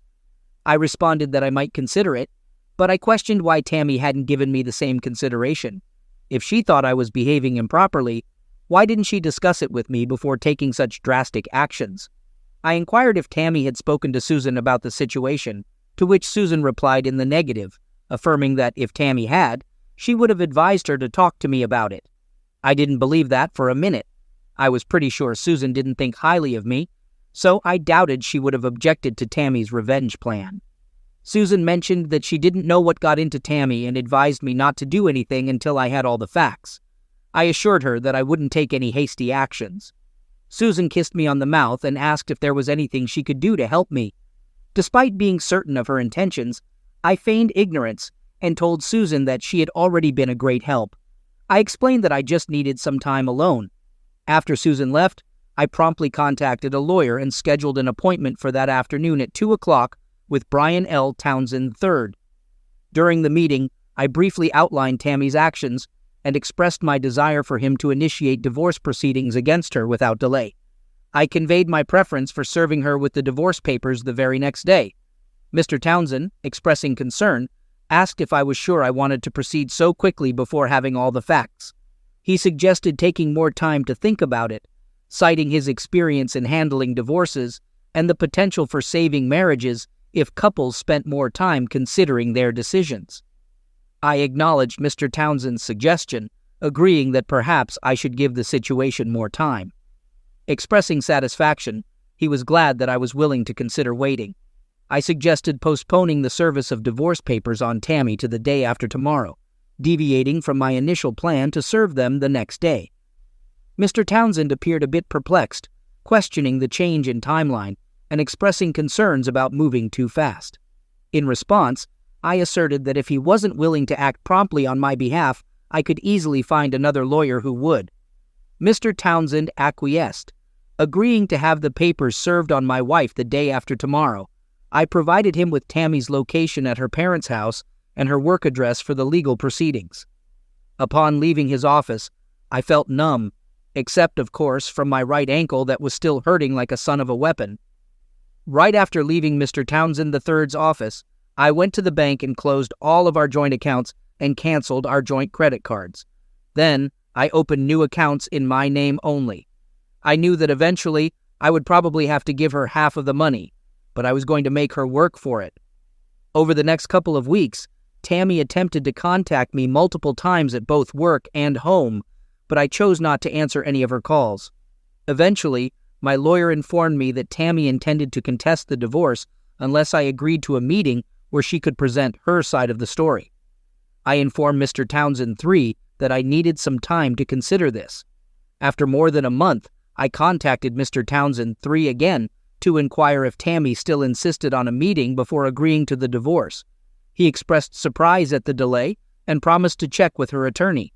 Later that day, Mr. Townsend III informed me that Tammy indeed still wanted a meeting. I provided instructions for Mr. Townsend III to convey to my wife. I told him to inform her that I would not agree to a face-to-face meeting. If she chose to contest the divorce, that was acceptable, but the proceedings would be put on hold until she was ready to agree to the divorce. During this period, we would remain legally married, but I would neither see nor speak to her. I emphasized the clarity of my stance, and Mr. Townsend III assured me that he would communicate my response to Tammy. The next day, I visited Chad's wife, Beverly. She invited me inside and offered a drink. As we sat on the sofa, she began apologizing for Chad's actions, but I interrupted her, stating that she wasn't responsible for what Chad did, just as I wasn't responsible for what Tammy did. I emphasized that they were accountable for their own actions. Beverly acknowledged my point, but expressed feeling bad about what had happened to me. She then suggested that we might find comfort in each other. I responded playfully, mentioning that I had always found her attractive, and that had I met her when I was single, I might have asked her out. Before I could finish, Beverly leaned in and kissed me, expressing her interest in the idea. She led me to the bedroom, where we engaged in slow and deliberate lovemaking. Afterward, Beverly whispered into my ear that she would be open to getting together again for comfort, and admitted that she loved what was happening between us.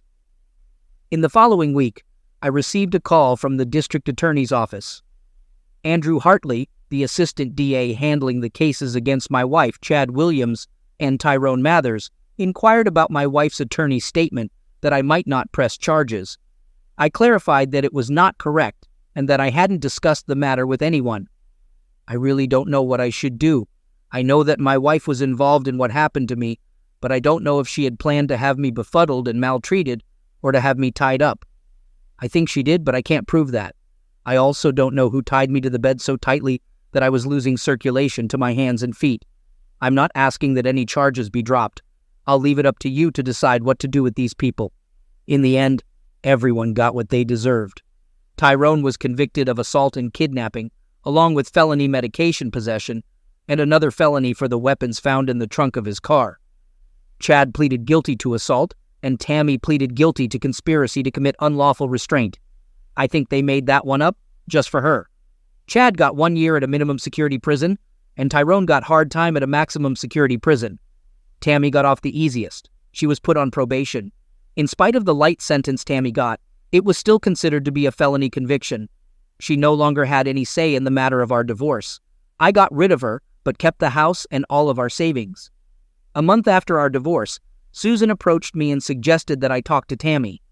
According to Susan, Tammy wanted to explain her actions and offer an apology. Although I acted reluctant to meet with Tammy, I was secretly curious to hear what she had to say. Susan convinced me to meet Tammy at a cocktail lounge about a mile from my house. As Tammy slid into the booth across from me, she expressed gratitude for my willingness to see her. She began apologizing for what she had done, explaining that she had just found out about my alleged affairs during my trips. I promptly refuted her claim, stating that I had never cheated on her. Tammy appeared surprised and insisted that, at the time, she believed Chad's assertion that I was cheating. She explained that She was hurt and angry, causing her to lose perspective. I questioned her logic, pointing out that she already suspected me of infidelity when I asked her what was bothering her before my last trip, yet she didn't share her concerns. Tammy admitted that she should have communicated sooner but needed time to process. Mockingly, I highlighted the absurdity of her beliefs and actions, pointing out that she had only Chad's word and didn't bother asking me directly. I questioned why she didn't approach me before planning her revenge and expressed skepticism about Chad's involvement. I sarcastically remarked on the quality of Chad's friends, including Tyrone. I discovered that Chad associated with medication dealers, which was unknown to me. I inquired about how Tammy allowed herself to be closeness with Tyrone under Chad's influence. Tammy blushed and turned away, admitting that she had slept with Chad the night before my return. She explained that involving Tyrone was meant to add insult to injury. Curious about the expected outcome of her actions, I questioned if Tammy anticipated my forgiveness for what she had done. She responded by expressing her belief that the revenge plan would even the score and allow us to move on. My reaction was another fit of laughter. I pointed out that even if I had been cheating on her, she never caught me in the act. I acknowledged the potential pain she might have felt upon hearing about the alleged affair, but emphasized that she didn't have concrete evidence. You never saw me even talking with another woman, let alone being with one. Instead of confronting me about your suspicions, you decided to get revenge. Your plan was to stimulate me, tie me to the bed, and make me watch you with two guys, one of whom used to be my best friend. This whole scenario was meant to humiliate me, and you thought it would make us even. Most wives would have had an affair if they wanted revenge. What you did went way beyond that, and even if I had cheated on you, I couldn't forgive you for what you did. Tammy dropped her head, sobbing. Please give me another chance. I love you. I've always loved you. You're the only man I've ever loved. I didn't mean to hurt you. What I did with Chad and Tyrone was just bed relationships. It had nothing to do with love. Please, can't I do anything to make you love me again? I'll do anything if you'll just give me another chance. Tammy, with wide-open eyes and tears streaming down her cheeks, pleaded with me. I couldn't bear to see her cry. Did you really mean it, Tammy? Did I mean what she asked? Did you mean it when you said that you would do anything I asked? Tammy tried to wipe away her tears. Yes, I meant every word of it. I'll do anything you want. I slid out of the booth, stood up, placed my hand on Tammy's shoulder, and bent down so my mouth was close to her ear, saying, Drop dead. Tammy's head fell onto the table and she continued crying. I could still hear her crying as I walked out the door. 7 months later, Beverly and I got married.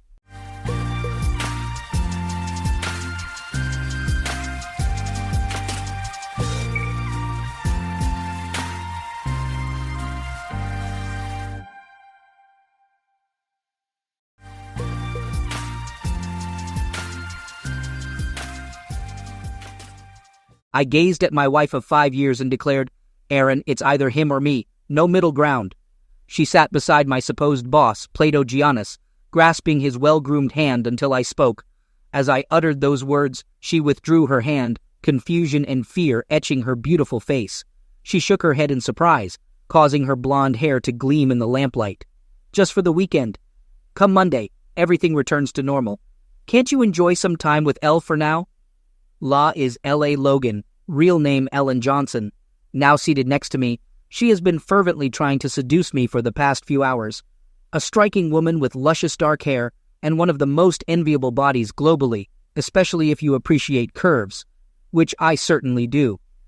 Rumors also circulate that she's top-notch. It's all part of Plato's jest. When Aaron and I were invited to this island for a weekend, the assumption was he wanted to familiarize himself with me better. I'm a renowned author, and he acquired the publishing company that released my work about 3 months ago.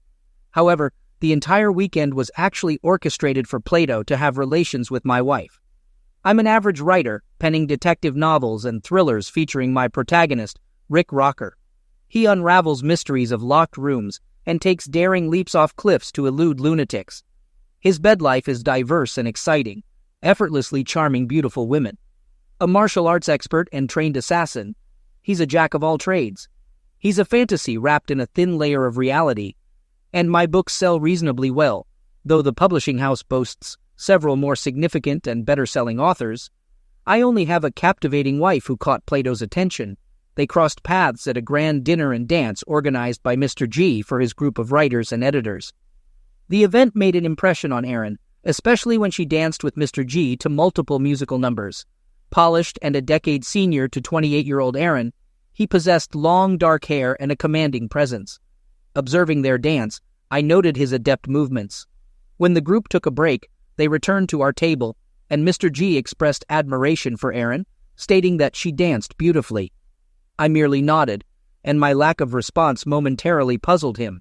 He then mentioned attending to other guests, saying it was a pleasure. Erin smiled and reciprocated with Plato. I scrutinized her, noting the swift transition from Mr. G to Plato.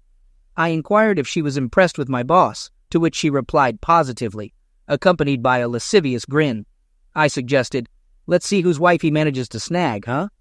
She turned out to be the wife of one of the editors, and during the evening, 3 more revealed they were editors' wives. All of this unfolded a month ago. I am Donald Lake, and I have no nickname. Standing at about 6 feet and weighing 169 pounds, I have curly brown hair, blue eyes, and am 30 years old. I am in good physical shape and athletic. Erin, too, is in good shape and practices fencing, a sport of skill and coordination. It was at a fencing lesson she taught that I first met her. I was conducting the usual research for Rick, who was to engage in sword fights in the next book, The Adventurer. I always undertake extensive research before writing an adventure book, a key selling point of mine. Rick doesn't do anything I haven't tried. My journey to becoming a writer was an ascent up a steep staircase. I graduated from high school and did not pursue formal education thereafter. In fact, since I was 10, I recognized myself as a writer. Throughout school, I penned story after story, with 2 published in obscure literary magazines during high school. Despite considering myself a serious writer, the need to work for a living arose. After finishing school, I worked as a car mechanic, which I enjoyed. However, it didn't pay much, prompting me to start writing thrillers. Miraculously, one sold, followed by another and another. My current publisher signed me after receiving my first Rick Rocker novel. Sally Baker became my editor, and we quickly found common ground. A sweetheart but deeply married, she had elementary school-age children. While working on the second Rocker book, I met Erin. I completed the book after receiving advice from her about a sword duel, and our professional relationship evolved into several dates, eventually leading to closeness. Our connection was immediate, and we both were delighted. At the time, Erin operated her music store, surviving the initial stages of starting a business thanks to loans from a family trust. The store featured various instruments in one section and recordings of diverse music, along with sheet music in the other. So, fencing is just a hobby. When we got married, she was 23, and I was as happy as I thought it was possible to be happy. We had plans for children, and very soon, but my publishing house was sold to Mr. G, or Plato as Erin calls him. One day, Erin came home excited, mentioning that next weekend Plato had invited us to his island. I stared at her, questioning why she was telling me instead of him. Erin explained that she ran into him last week, had lunch, and gave him a tour of the store. Today he called with an invitation, expressing his desire to get to know the writers better. Erin suggested he would be in contact with me soon. Curious, I asked if he had been in contact with her and others. She reassured me, denying any inappropriate contact. I insisted on knowing why she didn't mention the lunch and shopping until today, and she admitted that he had made advances, but she blew him off. She kept quiet, thinking I might get in trouble given his ownership of the company. Now, with my apparent enthusiasm for the island visit, Erin disclosed that it would be just the 2 of us and a special friend of his, along with the staff, to get to know us better. I remarked cynically about his intentions to get to know everyone. Erin reassured me, stating that she could handle the situation and questioned if I was sure I could handle it. I assured her that everything would be great. However, I firmly declared my decision to decline the invitation, deeming it too dangerous for us. Erin pleaded for reconsideration, expressing that we would have fun, but I remained resolute, apologizing for my decision. She sulked for the rest of the evening. The next day I called the main office and requested to speak with Mr. G. He returned my call 15 minutes later, expressing anticipation for our weekend on the island. I declined, stating my discomfort.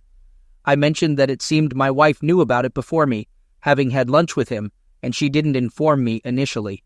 According to her, he had been pestering her, and she was concerned about my reaction if I knew everything.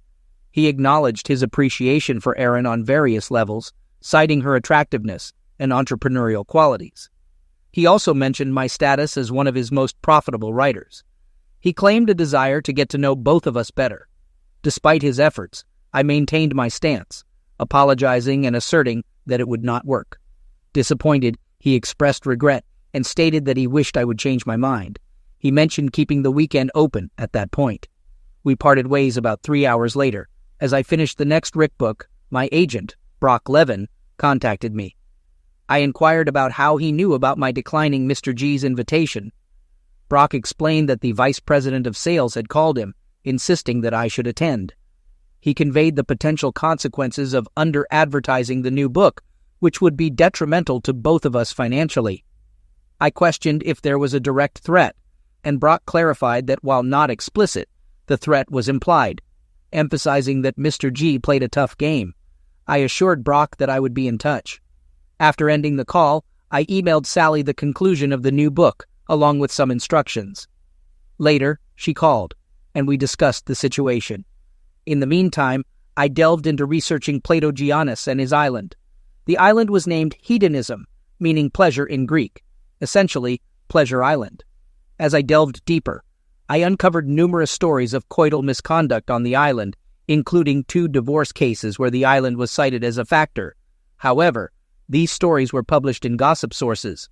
Several photographs of Mr. G with women, including 2 married ones, raised serious concerns for me. I located a picture of the place on Google Maps and familiarized myself with the entire layout. Situated off the coast of North Carolina among islands popular for golf and beach holidays, this 2-mile-long and approximately 1-mile-wide island faces south and is shielded from the elements. It boasts 2 piers, multiple buildings, including a large house, tennis courts, and a swimming pool, leaving me puzzled about the need for a pool with great beaches around. I downloaded detailed photos and compiled them into a topographic map, concluding that a decent boat or seaplane would be necessary for the journey. Lacking both, I know people who possess them. On that Friday evening, Erin returned home promptly, appearing joyful. For dinner, I had a substantial chicken salad and white wine. As Erin changed, she mentioned hearing that I might have reconsidered not going to the island. I looked at her, remembering Plato's mention of changing one's mind at lunch. She clarified, "No, silly. He's in New York, and we're here in good old Virginia. He called me, mentioning his apartment in McLean." Questioning how she knew he was in New York, I was met with a dismissal of paranoia. Erin explained that Plato suggested ordering his plane from the national airport if we agreed to go, but I reiterated that I hadn't changed my mind. Frustrated, Erin called me stubborn and suggested she could go alone, but I expressed concerns about enjoying myself and fearing potential divorce. I inquired about the possibility of her sleeping with him, to which Erin responded that she wouldn't go without me. I questioned how I could let her go alone, emphasizing potential consequences upon her return and the risk of our relationship being jeopardized. Erin affirmed her attraction, but assured me that we were still passionate, and she wouldn't take the risk.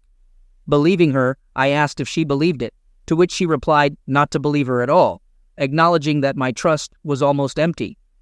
An accidental spill of wine during this conversation led to laughter, hugs, and kisses, culminating in a trip upstairs lasting an hour.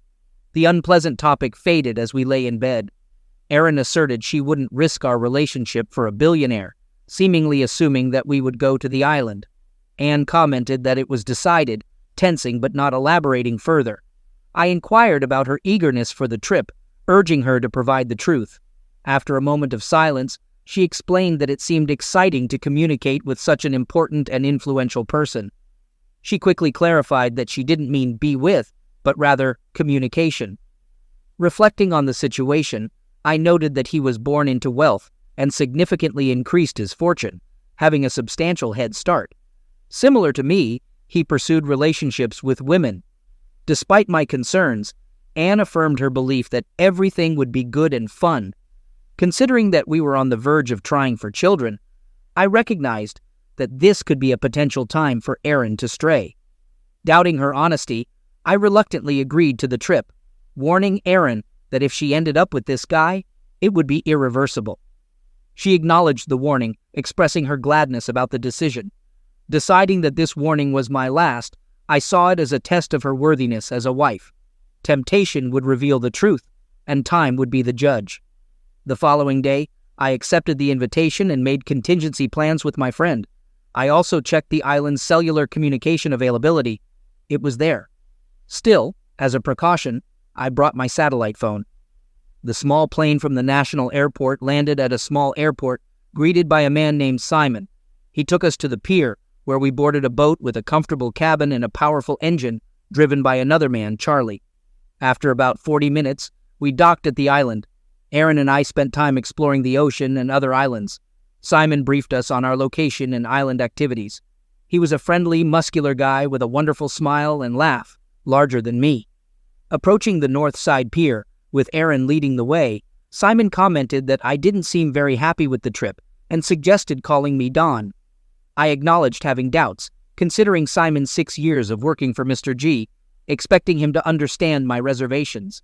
When Simon inquired about why I came if I was so worried, I explained it was to see what happens. I also asked if he was Mr. G's bodyguard, to which Simon confirmed, mentioning his presence was just a precaution, although Mr. G was capable of handling himself. Curious about Simon's preparedness, I asked if he was armed. Simon mentioned having a knife, but clarified that weapons were not allowed on the island. Expressing my distrust of the island's rules, I admitted to not being a very trusting person these days.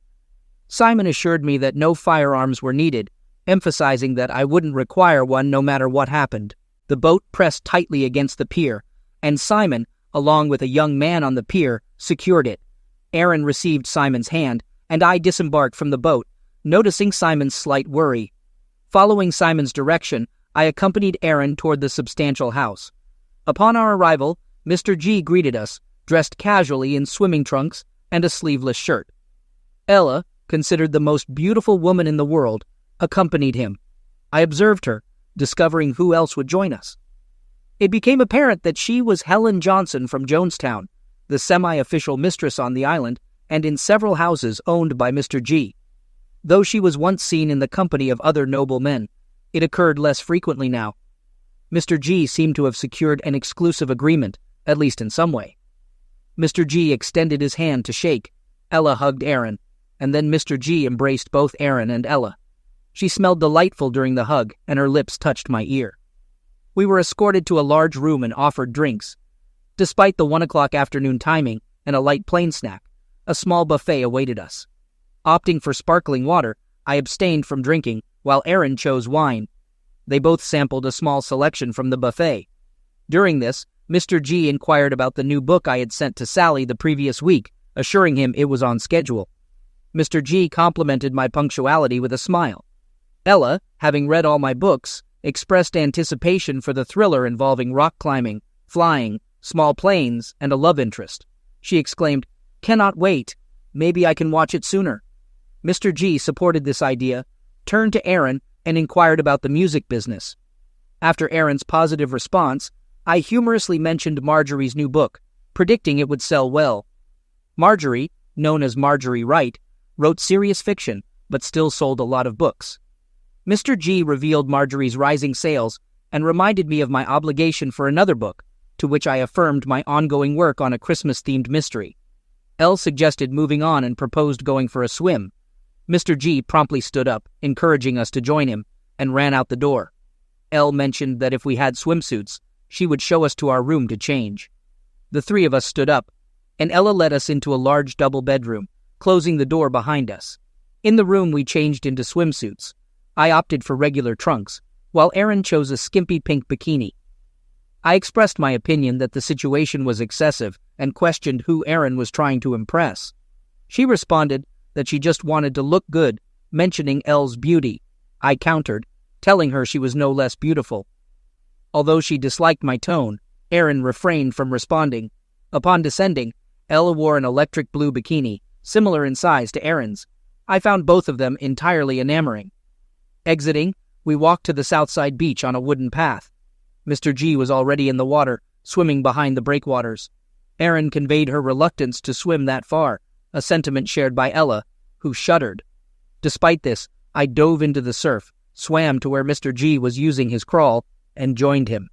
He was a proficient swimmer for his size, easily matched by my water-friendly body type, sometimes changing strokes. We swam until he tired, and I followed him back to shore. As we approached, a large wave knocked him off his feet, and I picked him up. He spat out seawater and sand, and I held him tightly as we walked out.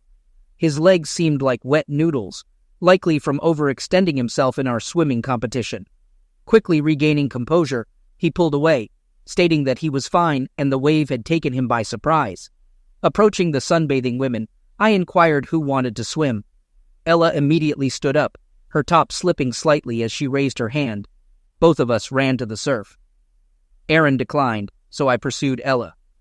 The rear view was impressive. She dove in like an Olympian, swimming beyond the breakwaters. I followed her, amazed at her superior swimming compared to Mr. G. Swimming alongside for a distance, she suggested, "Let's turn," which I did. Intrigued by the glimpse of flesh, I let her get about 4 meters ahead, observing her from the side. She turned over, floated on her back, and her chest swayed in and out of the water. An absolutely amazing woman. Given my proficiency in backstroke, I joined her, swimming alongside until she declared, "I've had enough," and swam back to the shore, pausing briefly to glance at her from behind.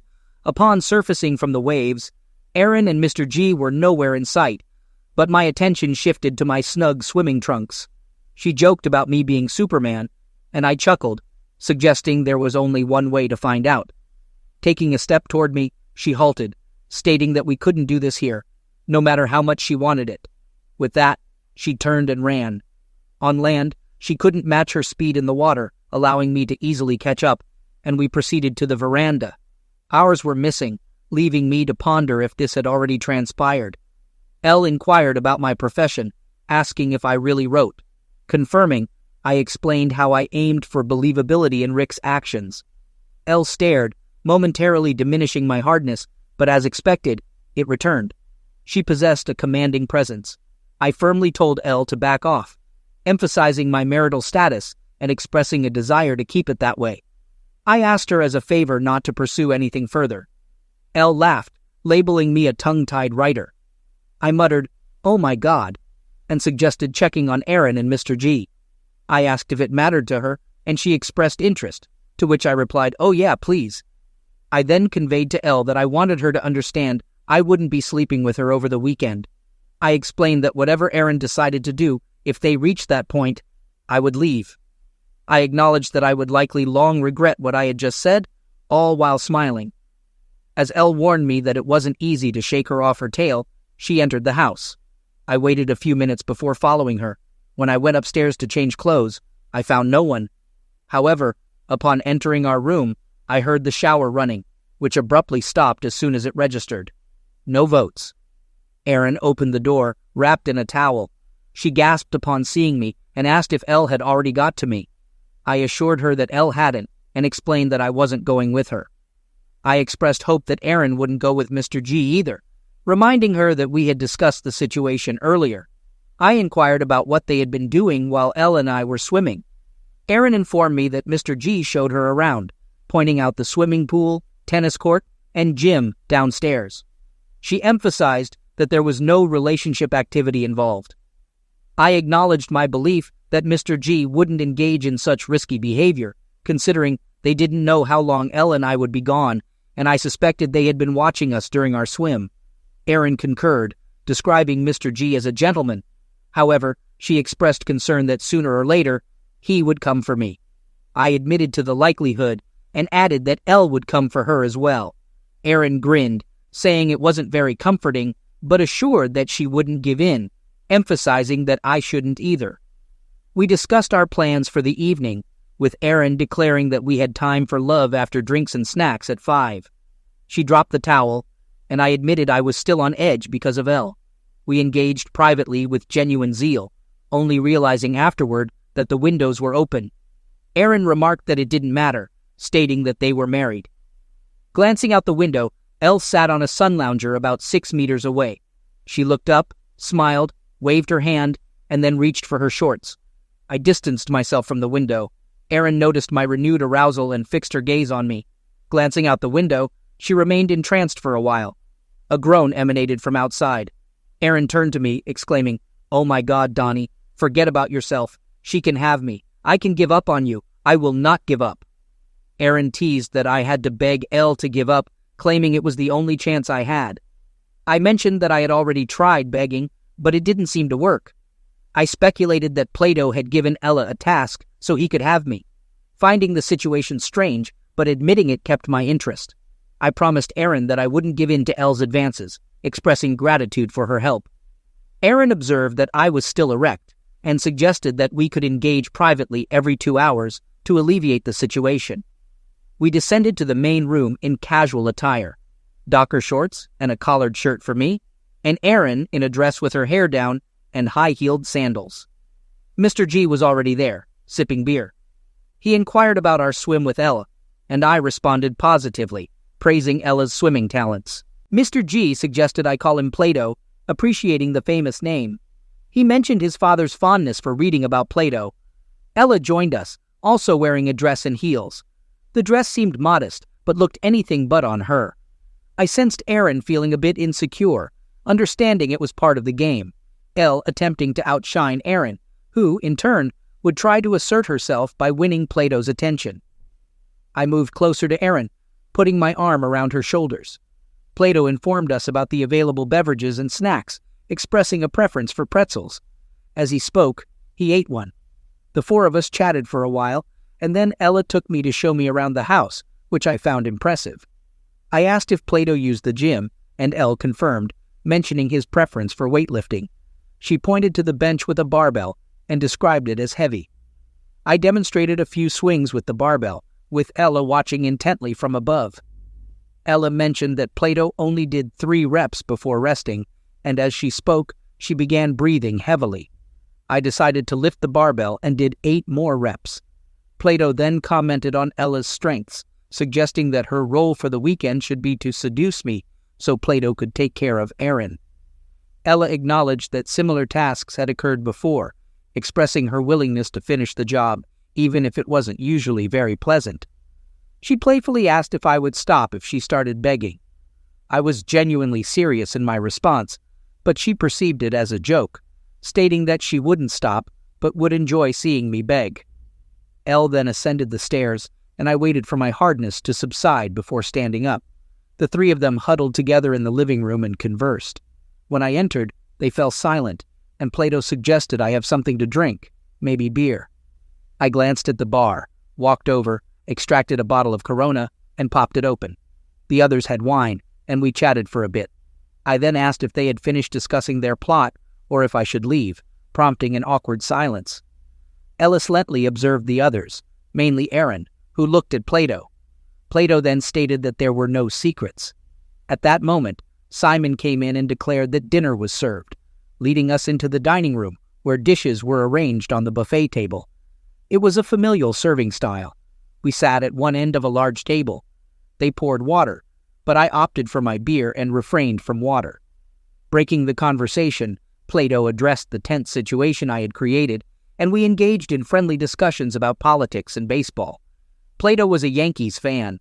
Erin and I rooted for the Orioles and Nationals. Ellie liked the Pirates, being from Jonestown. Simon served dessert, tiramisu. I skipped mine. Plato seemed to notice. Erin insisted that Plato not skip dessert, encouraging him to eat. Plato commented on keeping his waist in check and mentioned Erin having no fat in her body, claiming to have observed her while swimming and noting her preference for beer over water.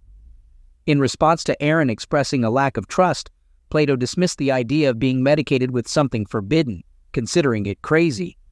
He encouraged me to eat and drink while pushing a glass of water and tiramisu towards me. I smiled and offered the same to Plato.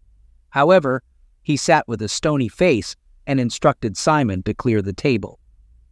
Simon noticed the change in the water and dessert arrangement, picked up my untouched glass of water and tiramisu, and carried them away. Elle suggested moving to the courtyard for music and dancing. Erin and Plato remained silent. I stood up and extended my hand to Elle, leading her to the patio. Once there, she remarked on my apparent suspicion of Plato slipping something into the food and water. I acknowledged the possibility, but noted that Plato hadn't taken either himself and had them removed by Simon. The others joined us, and soft music started playing. I approached Erin, took her by the elbow, and led her away from Plato into the open area. We danced, and although Erin was initially shy, she eventually relaxed. Pressing herself close to me, she whispered, "I love you, Donnie, always. I love you too, Erin." We continued dancing. The music concluded, and we joined Plato and Elle at a table.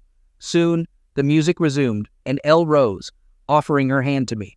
She led me to the dance floor. We danced. Elle might have been the world's most captivating distraction, with her sweet, subtle fragrance and the contours of her body. She entranced me, eliciting immediate delight, as she always did. Observing Plato's hands on Erin's backside, I noted that she didn't push them away. Breaking away from Elle, I walked the short distance to Erin and Plato, standing there and observing them. Erin noticed and tried to move away from Plato, who persisted in keeping his hands on her. She gently pushed him on the chest, expressing a desire to avoid problems. Plato released her, but took her hand, guiding her back to the table. Elle returned after me, and we sat down, with her sitting very close to me. Erin held Plato's hand as they sat side by side. Plato expressed disappointment in me, claiming that Elle was a fantastic lover and could provide me with one of the most powerful and delightful experiences of my life. He accused me of denying her this opportunity. I asserted that I had a wife and wouldn't entertain the idea of a trade, bringing us back to the initial discussion. Turning to Erin, I stated that it was either him or me, with no intermediary options. She withdrew her hand from his, but looked at me and suggested that it was only for the weekend, and on Monday, everything would be back to normal. She asked if I couldn't have some fun with Ella for the time being. Scrutinizing her, I questioned if she was serious, and if I should take it as a yes or no, even if it meant it would be over between us. I firmly stated my refusal with a simple no. Despite not understanding why it should imply anything, I made it clear that I wouldn't entertain the idea. I extended my hand to her, and she took it. Pulling her towards me, I gave her the hottest kiss I could muster, running my hands up and down her body. Afterward, I pulled away, tears welling up in my eyes. I exhaled the words that nearly crushed me, stating, "The mere thought that you would agree to be with this guy means it's all over between us. It's done." I turned and headed for the stairs. She cried out, "No, Donnie, no!" I reached the top of the stairs, grabbed my previously packed bag, and left through the back fire escape. I made the call and ran into the darkness, sobbing. While running, I still heard screams. About 20 minutes later, I heard a plane. It landed near the southern dock, and my friend Todd Jacobs swam up to me. Approaching him with Plato and Simon emerging behind me, Plato exclaimed that there was no escape and suggested I stay to calm my wife down. Charging at me, I reached the pier. Plato, uncontrollable and unfit for a fight, splashed around in the water, shouting about firing me. Boarding the plane with Todd at the controls, we flew to a small lake near Dulles. A car was waiting for me there, and I paid Todd for the service. Heading home to Alexandria, the road was dark and desolate. Our house, too, was dimly lit. Upon entering, I surveyed the surroundings. Photos of us in happier times, pictures of our relatives.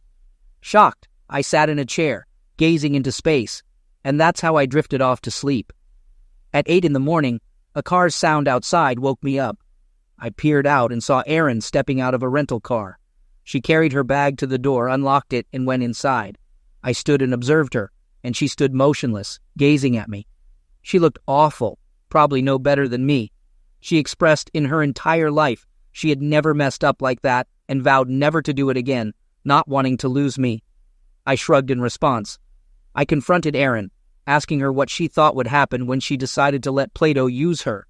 I questioned if she thought I wouldn't notice because of Elle. She admitted to being stupid and not anticipating the consequences. I inquired if Erin and Plato had set everything up, and she looked down, confessing that Plato suggested there might be a substitution when they got there.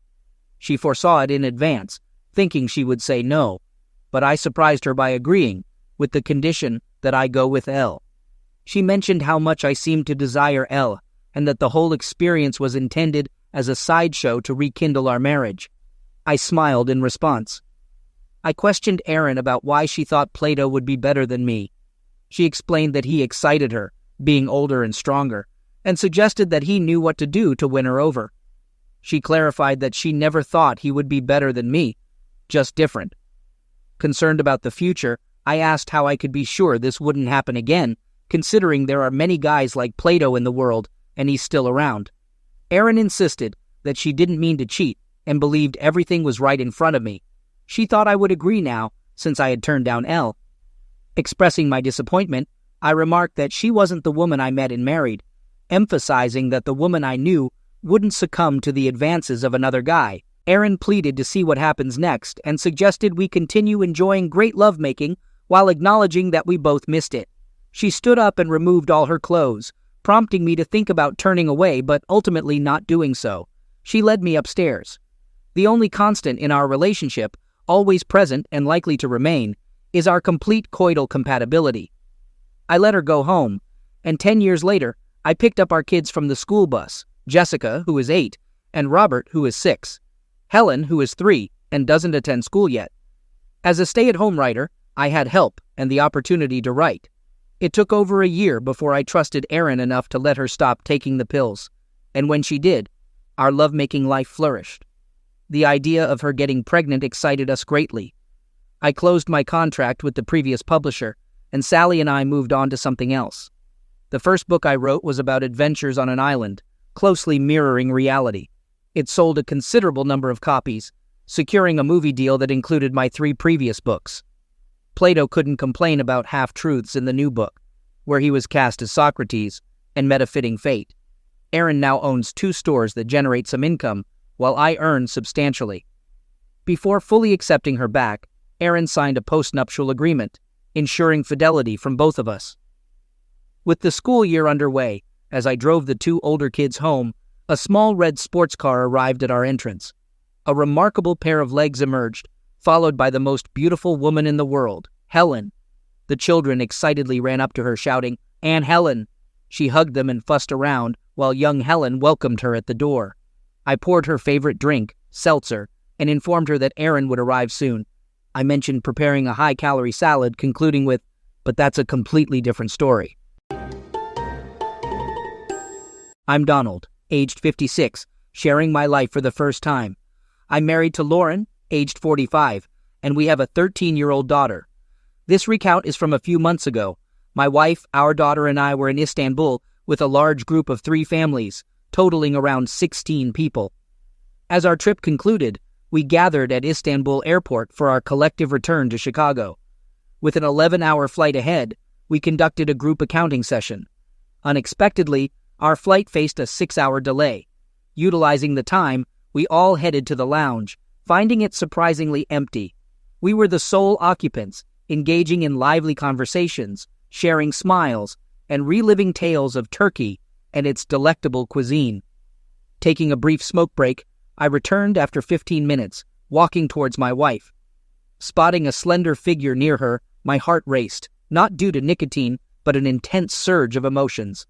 The closer I got, the more my heart raced, transporting me back 2 decades to a moment of holding hands in a church, saying, "I do," and embarking on a shared life. Suddenly, I snapped back to the lounge, informing my wife of my need for fresh air before walking out without acknowledging the woman talking to her.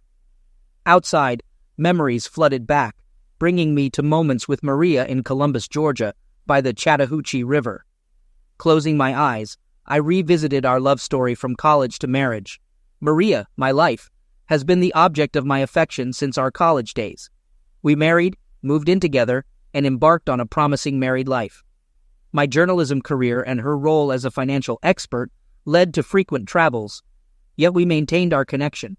Maria's sparkling eyes brightened my days, and when at home, our time was filled with love and delicious meals she prepared. The initial 2 years of marriage were seamless, with no signs of trouble in paradise. We postponed having children to establish ourselves professionally. Our only challenge was the limited time we could spend together due to our demanding jobs. Travel became a constant, even for Maria. The sole point of contention was my mother, living alone and desiring frequent visits. My wife harbored a dislike for her, and although I never probed the reasons, I endeavored to keep them apart, maintaining a delicate balance between them. In January, my mother became ill, and I informed my wife that I would care for her. She wasn't pleased, since I had just returned from covering a story in Iraq. We argued because she wanted me to hire help for my mother instead of going myself. I explained that my mother is old, and this might be the last time I see her alive. Maria was unhappy, but I ignored it. 3 days later, my mother died in my arms, leaving me devastated. After her burial, I returned home, and Maria once again complained about my mother. I was shocked and couldn't understand her point. She caused so much trouble, insisting that the deceased person should have been in the hospital from the start. I remained silent, trying to comprehend it all. "Why is Maria criticizing a deceased person?" I retorted, but she shut me down, saying the person won't respond, so I should zip it. That led to a week of silence between us. To break the ice, I took her out for dinner, and that night, we shared a closeness moment. Things seemed better, but I had to go to Afghanistan to cover the historic Silk Road. In my absence, Maria earned promotions and a higher salary. When I returned 2 weeks later, everything had changed. Coming home, Maria greeted me warmly, but during dinner, she seemed tense. She said we needed changes in our lives. "What changes do you want?" I asked. She expressed the challenges of my frequent and prolonged absences, longing for my touch. Maria gave me 2 options: find a job near her, or find her a job to travel with me. Torn, but relieved by her honesty, I agreed to find another job, closing the topic. The next morning, I resigned and got a local job at the TV channel, even though it paid less. When I told Maria about the 30% reduction in my salary, she was angry. I explained the trade-off for a stationary job, but she resisted, upset about the decreased contribution and its impact on her lifestyle. It was a tough situation, but I was committed to making it work. We continued like that, and over the next 3 months, things deteriorated. We talked less, and nights lacked lovemaking. Her demeanor shifted from a loving wife to a nagging presence. She found faults in everything, and not a single day passed without going to bed angry. It got so bad that one night she asked me to stop breathing as my breath disturbed her sleep. A few days later, my phone went missing, prompting me to use my wife's phone to call mine. Surprisingly, her phone was locked, which was unusual since I never had a lock on mine, and she never did either, as far as I knew. This raised suspicions about why her phone had a lock. Was she hiding something? On a Thursday night, she returned from a late-night party with her office friends, appearing disheveled in a black dress with no lipstick. When I asked what happened, she explained she danced too much and was tired. Helping her to the bedroom, I noticed a bruise on her left thigh, and she wasn't wearing panties, which was out of character for her. Unable to sleep that night, I became determined to uncover the truth. As a journalist, my instinct was to investigate. Although I knew many people who could assist, I preferred handling it on my own. 3 weeks later, I found myself outside Motel 6 on Victory Drive at 2:30 p.m., having tracked Maria's car there. Approaching room 12, I unlocked the door and discovered a monitor displaying my wife in a compromising position with her blonde lover, Steve Bowman, an old college foe who had always admired Maria. My tears had ceased, leaving me emotionally numb. The pain in my heart was overwhelming after 3 weeks of relentless investigation. Breaking the door and acting impulsively crossed my mind, but I had promised the motel manager no violence, a condition for his assistance in setting up recording devices in the room. Despite the manager's restriction, violence remained an option outside the motel. I left the motel with a smile, got into my car, and parked behind Steve's Mustang. Armed with an ice pick, I punctured all 4 tires, patiently waiting for what would unfold next. After an hour, Steve emerged, holding Maria by her exposed waist, an image I captured on camera. I returned my camera to its place and stepped out of my truck, approaching them directly. Maria remained silent, appearing as if she had seen a ghost, while Steve wore a sinister grin, reveling in taking another man's wife. Keeping his grip on her waist, I observed Maria's feeble attempt to free herself. Upon noticing me, she greeted and questioned my unexpected presence. I stared back, not uttering a word. In an effort to explain, she insisted that she could clarify, emphasizing that it wasn't what I might be thinking. In response to her explanation, my retort came with my gaze fixed on Steve's hand on her waist, stating that I was not thinking, just observing. With a smile, I made a remark, suggesting that Steve might have taken away my wife. Maria denied any wrongdoing, explaining that their interaction was part of a meeting they had at that location. My response was cynical, pointing out that the meeting seemed to involve unconventional activities. I asked if Steve had satisfied her, prompting a gasp from Maria as she recalled her recent words. A warning followed, stating that all her actions were on video and would be sent to her office, reaching friends, family, Linda, and her dad. Steve interjected, shouting a plea to leave Linda out of the situation. Dismissing his request, I added that Linda had every right to be involved since her husband was involved with my wife, creating a lot of unfinished business. Maintaining a smile, I continued, mentioning that Linda had already witnessed their actions and was eagerly awaiting the video copy to file for divorce. I suggested that, in their situation, preparing to say goodbye to their beloved Mustang might be wise, as it would be sold to settle the lawsuit. Furious, Steve lunged at me, a big mistake considering my years of travel to places like Iraq and Afghanistan. I had been among warriors and fighters, learning a few tricks along the way. Blocking his right hand, ducking forward, I landed a left on his chin, causing him to drop like a bag of potatoes. He struggled to get up, wobbling towards me, only to receive an uppercut that left him unconscious. Maria stood there horrified, and I instructed her to get in the truck. We didn't go home. Instead, we headed straight to my lawyer. Ignoring Maria's inquiries, I gestured for her silence.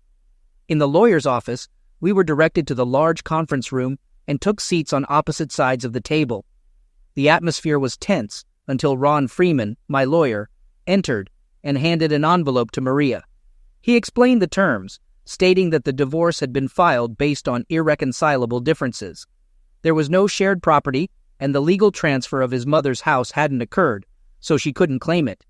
He informed her that she would receive half the money from the joint account, which she could withdraw since she earned more. There was no alimony. Ron concluded the discussion and left the room. Maria clutched the envelope and directed her gaze at me. Breaking the silence, I warned her that if she contested the divorce, I'd alter the grounds to infidelity, ensuring widespread exposure of her infidelity on all social media platforms. I threatened to send the evidence to her office, leading to termination, and vowed to follow her if she fled to another city, making her life a perpetual fear of tarnished reputation. After she nodded in understanding, I stood up and left. Maria, however, spoke up, questioning if I wanted to know why she acted as she did. She explained that I desired a lifestyle she couldn't provide, seeking luxury without understanding the sacrifices. According to her, the blonde lover fulfilled those desires temporarily, but he was already married and merely seeking cheap entertainment.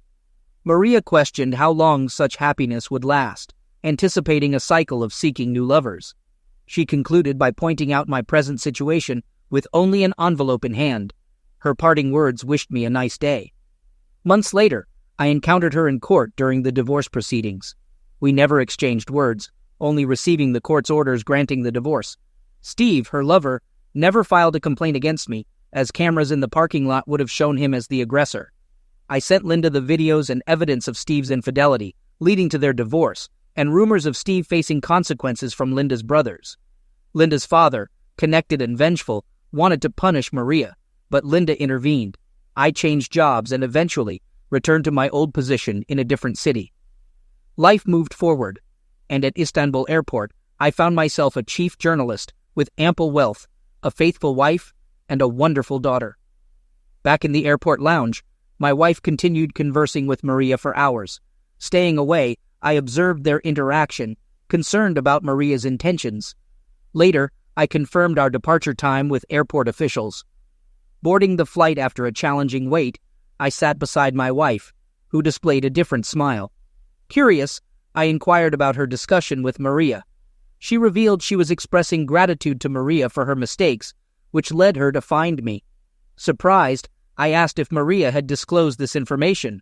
My wife clarified that Maria never mentioned me, but shared court orders and investigative materials found in the attic.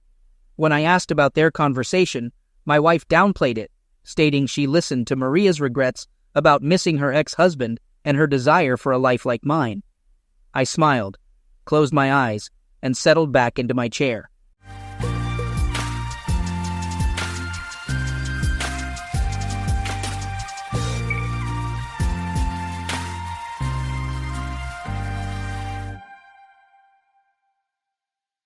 Hi, welcome.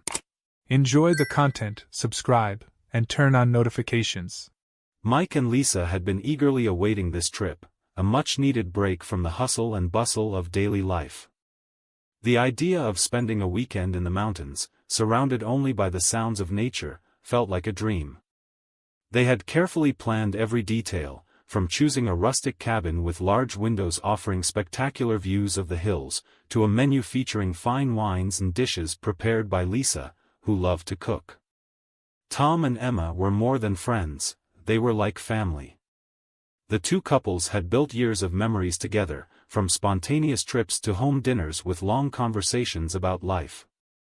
This trip had a special purpose, to celebrate a friendship that had withstood time and life's changes.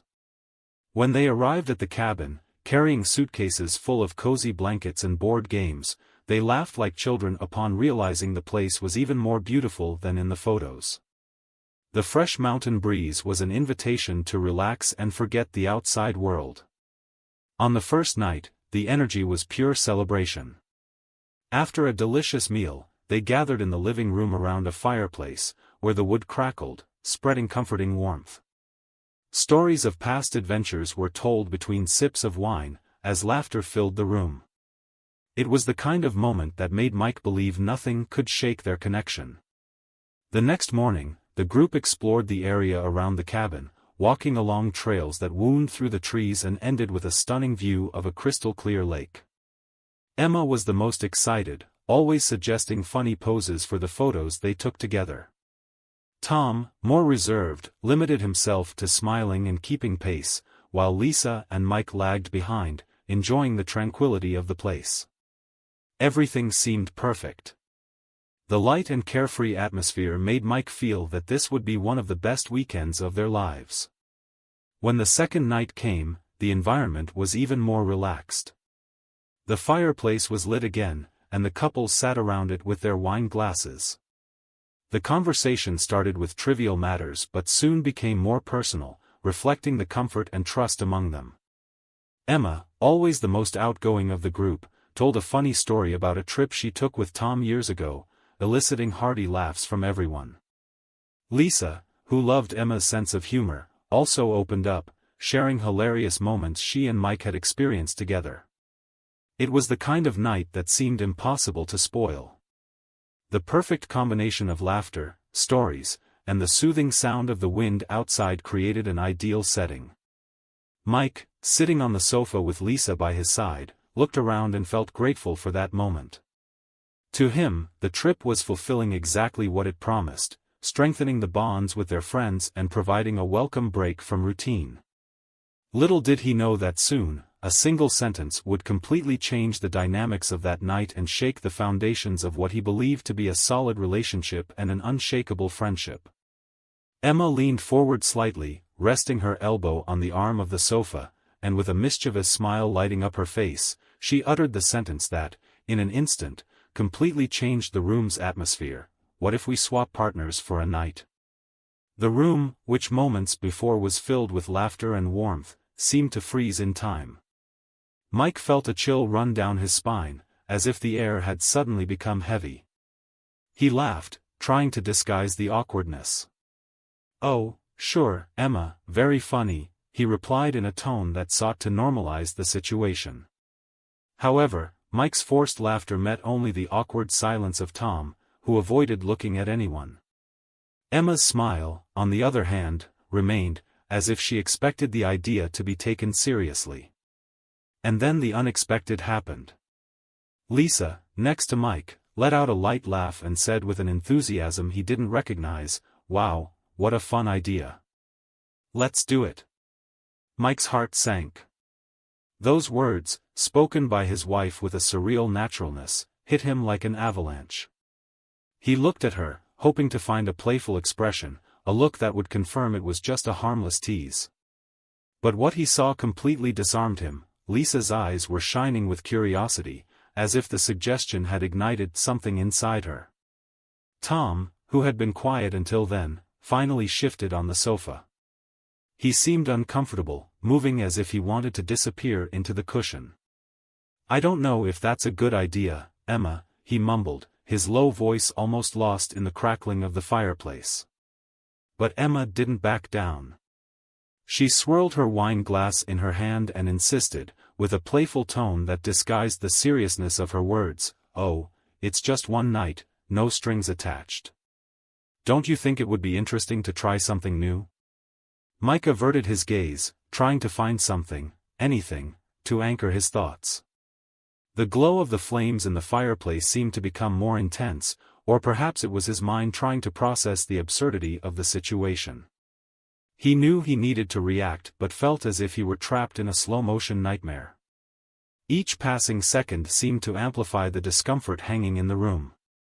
Finally, he took a deep breath and, with a forced smile, tried to steer the conversation in another direction. "Well, I think we've had enough wine for tonight, huh? Maybe it's time to rest." His attempt to end the subject was a failure. Lisa, apparently excited about the idea, turned to him, placing her hand on his arm. "Mike, didn't you say you wanted to try something different in our relationship?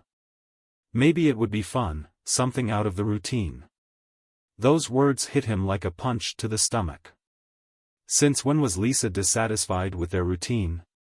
He had never imagined that his wife, the woman he believed he knew deeply, could even consider something like that.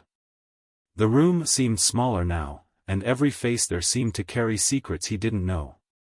Mike stood up abruptly, mumbling something about needing a moment, and headed toward the bedroom. As he walked down the hallway, he could hear fragments of the conversation continuing in the living room. Emma, still insistent, was saying something about how modern couples were exploring new boundaries, while Tom grumbled in disagreement. And Lisa, he couldn't hear Lisa, but that only made everything more unsettling. Was she defending it? Was she silent? He didn't know which was worse. When he reached the bedroom, he closed the door behind him and leaned against it, trying to organize his thoughts. The cabin, once a haven of tranquility, now felt suffocating. He looked at the bed neatly made with crisp white sheets, the suitcases still open in the corner, a cruel reminder that the trip had just begun. His head was spinning, and he wondered how a night that promised to be light and full of laughter had turned into something so disconcerting. Mike sat on the edge of the bed and put his hands over his face, trying to breathe deeply. He needed answers, he needed to understand what was happening with Lisa, with Emma, with everyone there. But above all, he needed to understand what it meant for him, for the marriage he believed was solid as a rock. Deep down, something told him that the trip, which was supposed to celebrate friendship and love, had crossed a point of no return. A few minutes later, Lisa entered the bedroom. The door was opened slowly, as if she were trying not to disturb him. Her steps were hesitant, and the look she gave Mike carried a mix of uncertainty and concern. He was sitting on the edge of the bed, elbows resting on his knees, staring at the floor as if he expected to find answers in the grain of the wooden floor. When Lisa closed the door behind her, the sound of the latch clicking seemed to echo in the room, ending the brief moment of silence.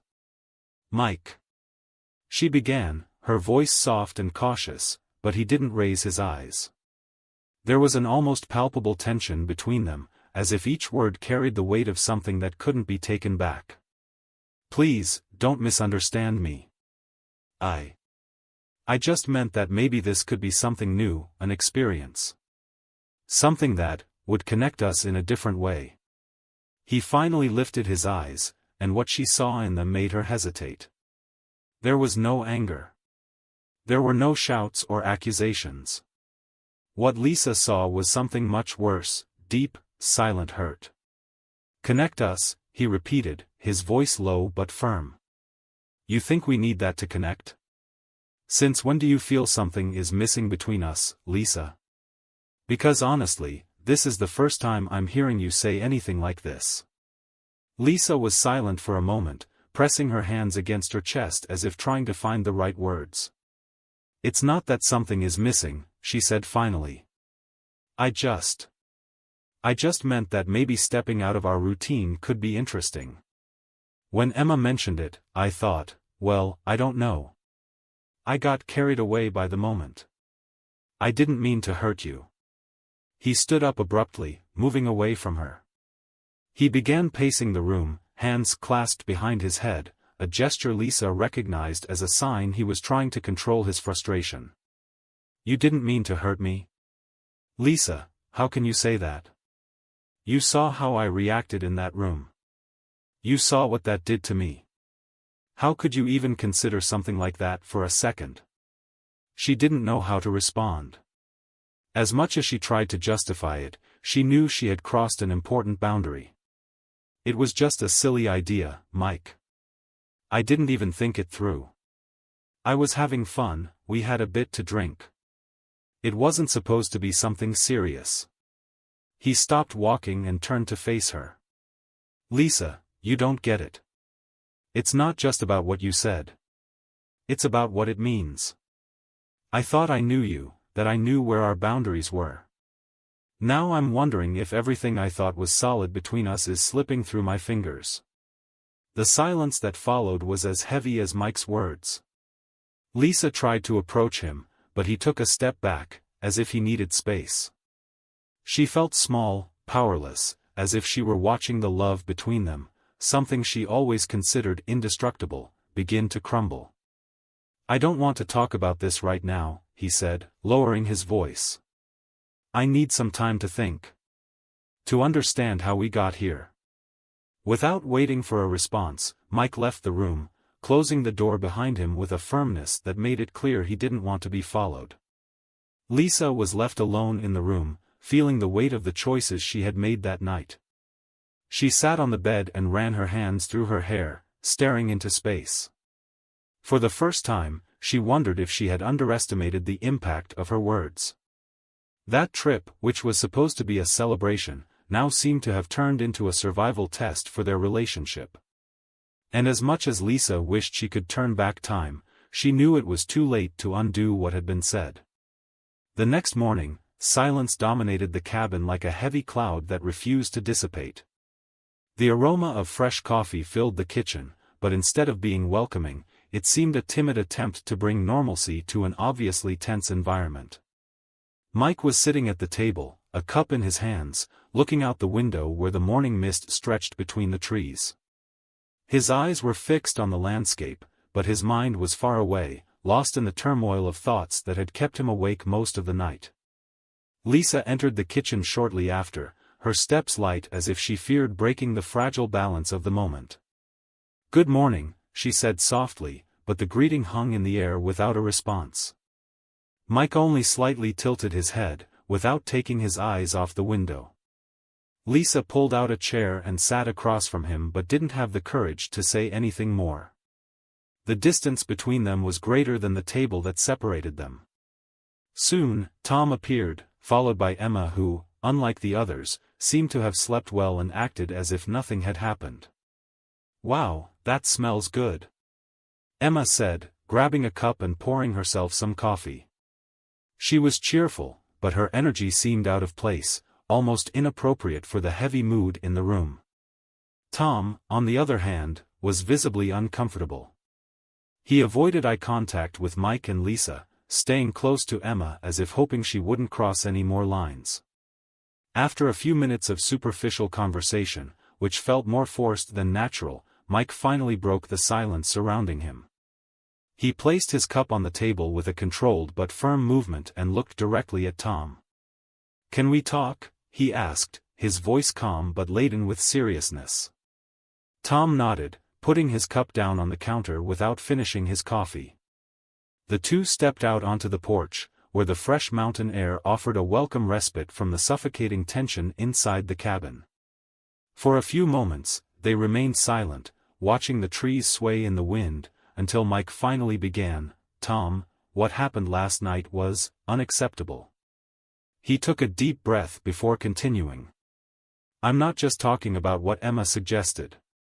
I'm talking about how it shook everything this trip was supposed to represent.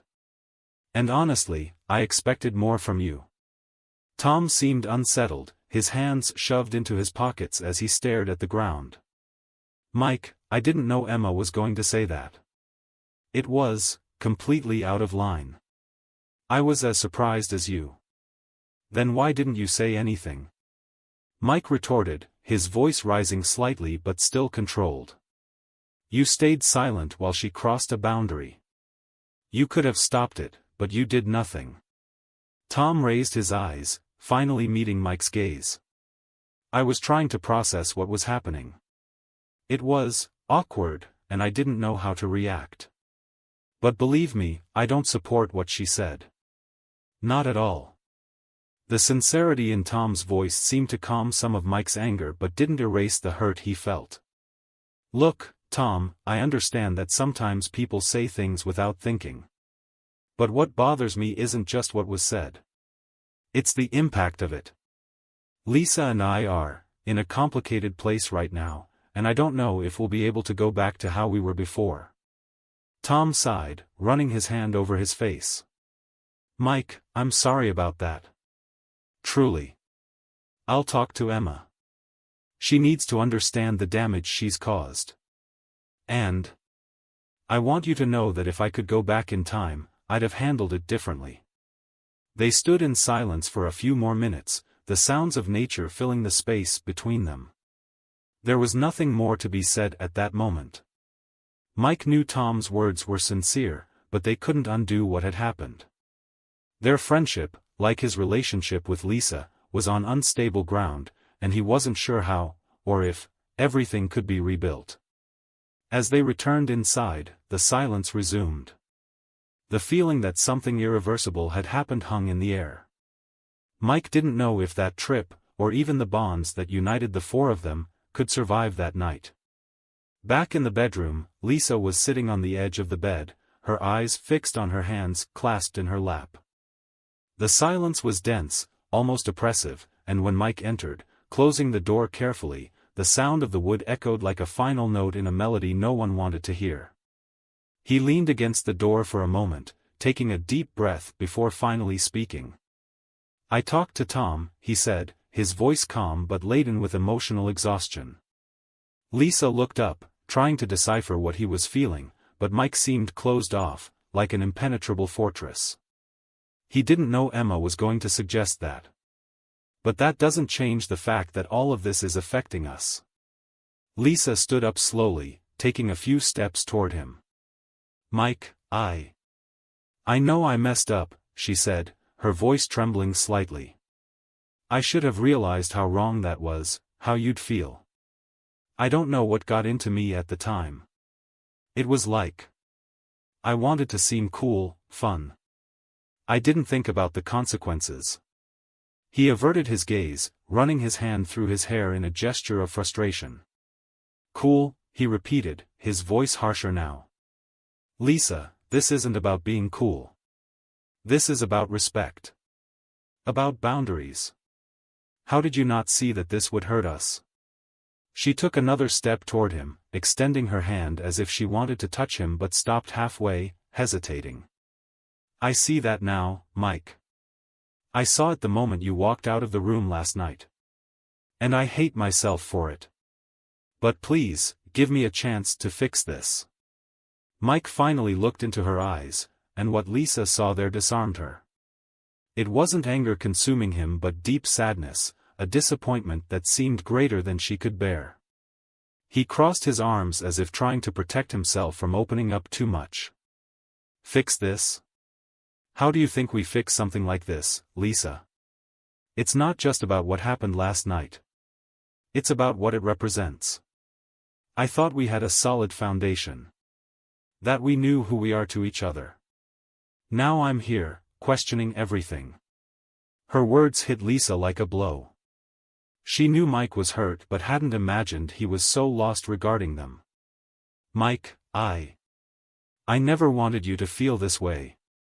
You're everything to me. Everything. And maybe yesterday, I was trying to compensate for something I didn't even know I felt. I wanted something new, something to take us out of our routine. But I chose the worst possible way. He frowned, confusion mixed with pain in his eyes. And you thought that was the right way? Swapping us, Lisa? Our intimacy, our trust, as if it were something disposable? That's what you think our marriage needed? She finally took the step she'd been avoiding and held his hand, squeezing it tightly. No. That's not it, Mike. I was stupid. I got carried away by a stupid idea. Please, listen to me. I love you. And I'm willing to do anything to show you that. He remained still, his expression unreadable as he looked at her. After a long moment, he released her hand, stepping back. I just need time, Lisa. I need time to process all this. Because right now, I don't know what to think. And to be honest, I don't know if I can look at you the same way. His words were like a knife to Lisa's heart, but she knew she deserved to hear them. She felt her eyes burn but held back the tears, determined not to make the situation worse. I'll wait, Mike. As long as you need. But please know that I haven't given up on us. He didn't respond, just grabbed his jacket and left the room, leaving Lisa alone again. This time, she couldn't hold back the tears. As the door closed, she collapsed onto the bed, sobs finally breaking the silence. She knew she had hurt Mike deeply, and now all she could do was hope he would find a reason to believe there was still something worth saving between them. Mike left the cabin and took a deep breath of the fresh mountain air, as if he needed to fill his lungs to ease the weight he felt in his chest. He walked aimlessly, following the trail they had explored the day before, but this time, the beauty around him seemed distant, almost irrelevant. His mind was a whirlwind of thoughts, memories, and questions. He wondered how something that seemed so solid between him and Lisa had become so fragile, so easily shaken. As he walked, flashes of past moments appeared in his mind. He remembered when he met Lisa, how they would laugh together for hours effortlessly, how they built a life based on trust and complicity. That was what hurt him the most, the feeling that something so precious could be jeopardized by an impulsive idea, something that didn't even make sense to him. But at the same time, he wondered if he had ignored signs, if he had failed to notice that something was missing for her. The trail ended in a clearing that led to a cliff, offering a wide view of the mountains. Mike stopped there, gazing at the horizon. The silence around him was almost deafening, broken only by the sound of the wind through the trees. He ran his hands over his face, trying to organize his thoughts. He loved Lisa, of that he was certain. But love didn't seem enough to fix what had been broken. Meanwhile, back at the cabin, Lisa was sitting at the kitchen table, holding a mug of coffee that had long gone cold. Emma, noticing the tense atmosphere, tried to start a conversation. Lisa, you know last night was just a silly idea, right? I didn't mean to cause all this drama. Lisa looked up, staring at Emma with an expression that mixed exhaustion and frustration. Emma, you don't understand. It wasn't just the idea. It was what it revealed about me, about what's happening between me and Mike. Don't you see that it was more than just a joke? Emma hesitated, not knowing what to say. For the first time, she seemed to realize that her words from the previous night had gone far beyond what she imagined. I'm sorry, Lisa. Really. Maybe I went too far. It's not about you, Lisa replied, shaking her head. It's about us. I saw Mike's look last night, and he was so hurt. And I know I was the one who caused it. On the porch, Tom watched from a distance. He knew he needed to talk to Emma but didn't know where to start. The tension among everyone was palpable, and he felt that the trip, planned to be a moment of celebration, had turned into a minefield of unresolved feelings. A few hours later, Mike returned to the cabin. He entered quietly, finding Lisa in the kitchen. She stood up as soon as she saw him but said nothing, waiting for him to break the silence. He put his hands in his pockets and looked at her, his face still laden with doubts but also with something that seemed to be a decision. Lisa, he began, his voice firm but without hostility. I've thought a lot. About us. About what all this means. And I realized something, I don't want to give up on you. I don't want to give up on us. But that doesn't mean it will be easy to forget what happened. Lisa's eyes filled with tears. She took a step forward but hesitated. Mike, I don't expect you to forget. I just want you to know that I'll do whatever it takes to fix this. I know I was wrong. I know I hurt you. He nodded slowly, as if still processing his own words. Fixing this will take time, Lisa. It's not something that's going to happen overnight. But if you're willing to try, so am I. Lisa took another step, this time carefully holding his hand, as if fearing he would pull away. I am, Mike. More than anything. Because at the end of the day, you're everything to me. And I never want you to doubt that again. He squeezed her hand lightly, a spark of hope beginning to light up his eyes. It was a start, small but real. And as the two remained there, trying to find a new balance, the cabin felt less suffocating, and the sound of the wind outside carried a silent promise that with effort and love, some things could be rebuilt. Thank you for watching the video. If you enjoyed it, don't forget to subscribe to the channel and turn on notifications so you won't miss any updates. See you next time. Welcome to Lost Relation Chronicles. Gary woke up from a dream, though as usual, the details were lost to him. He just knew he had dreamt something, but the specifics were out of reach, like sand slipping through his fingers. It was always like that. He never could recall his dreams. He lay there for a few moments, then rolled out of bed, heading for the bathroom. After using the toilet, he felt good, really good, in fact. Another day where he didn't need his medication. That thought made him chuckle. Opening the medicine cabinet, he looked at the familiar bottles. The pills lined up neatly, waiting for him. But he wasn't like the others he saw at the doctor's office. The people with the vacant stares and the sad, hollow eyes. He didn't hear voices, and he wasn't depressed. No, not like them. His next appointment was a few days away, so he knew he'd have to start taking the pills again soon. But not today. Today, he was in control. After showering and shaving, he stood in front of the mirror, studying his reflection. He asked himself, what face do I want to wear today? He practiced a few expressions, trying on different versions of himself, like a man choosing the right suit for an occasion. Finally, he settled on a face he liked, the perfect blend of confidence and calm. He got dressed and made his way to the kitchen, where he fixed himself a simple bowl of cereal. As he ate, his mind drifted to where he would go today. The face he chose always helped guide his plans. Today felt like a field trip kind of day, and the suburbs seemed like the perfect destination. They were peaceful this time of year, a nice place for some quiet contemplation.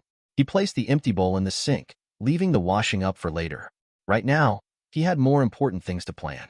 He walked into the living room and grabbed his tool bag from beside the couch. Sitting down, he pulled out his map, unfolding it carefully. Small red dots were scattered across various locations, each one holding a memory for him. His eyes traced over the marks before landing on one spot, Sundale, a place he hadn't visited yet. A smile crept across his face as he folded the map and slid it back into the bag. Standing up, he walked over to the full-length mirror by the door. He stripped down to his shorts and admired his reflection. He flexed, appreciating the toned muscles, the strength that hid beneath his otherwise unassuming appearance.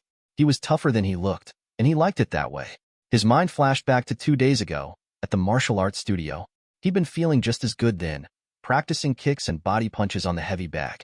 But then Ronald had come over, pushing him aside to take over the bag. "Excuse me, I was using that," Gary had said, keeping his voice polite. Ronald, a black belt, had sneered at him. "No belt? If you want a beating, just keep talking." Gary had grabbed Ronald's arm mid-punch, holding it in a firm grip. Ronald had glared at him, shaking his arm free. "Have you lost your mind, fool?" Gary didn't answer then. He didn't need to. He just smiled. Gary said again very politely, "I was using that bag.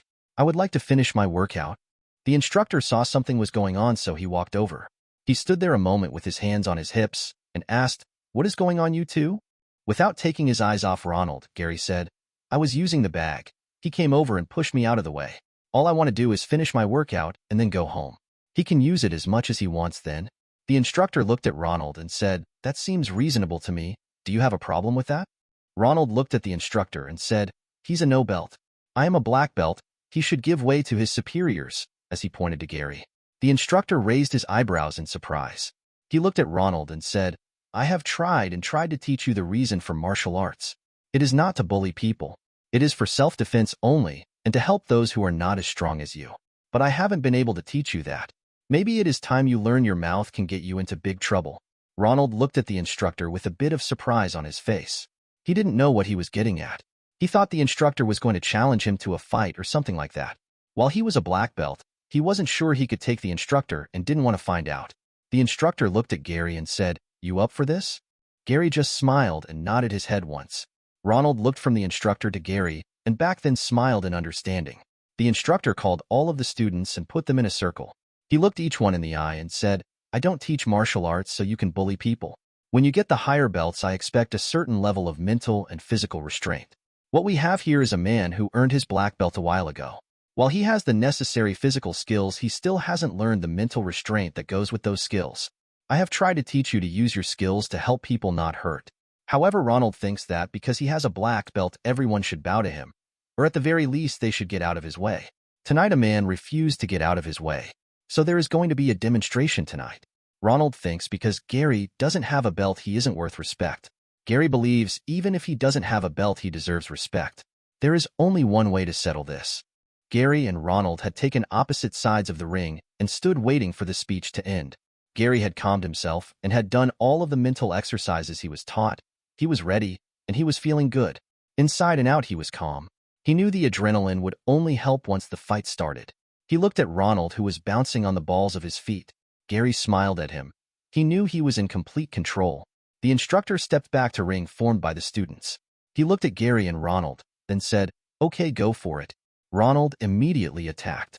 He threw punches and kicks. Gary blocked some of them, ducked some of them, but some of them found their mark.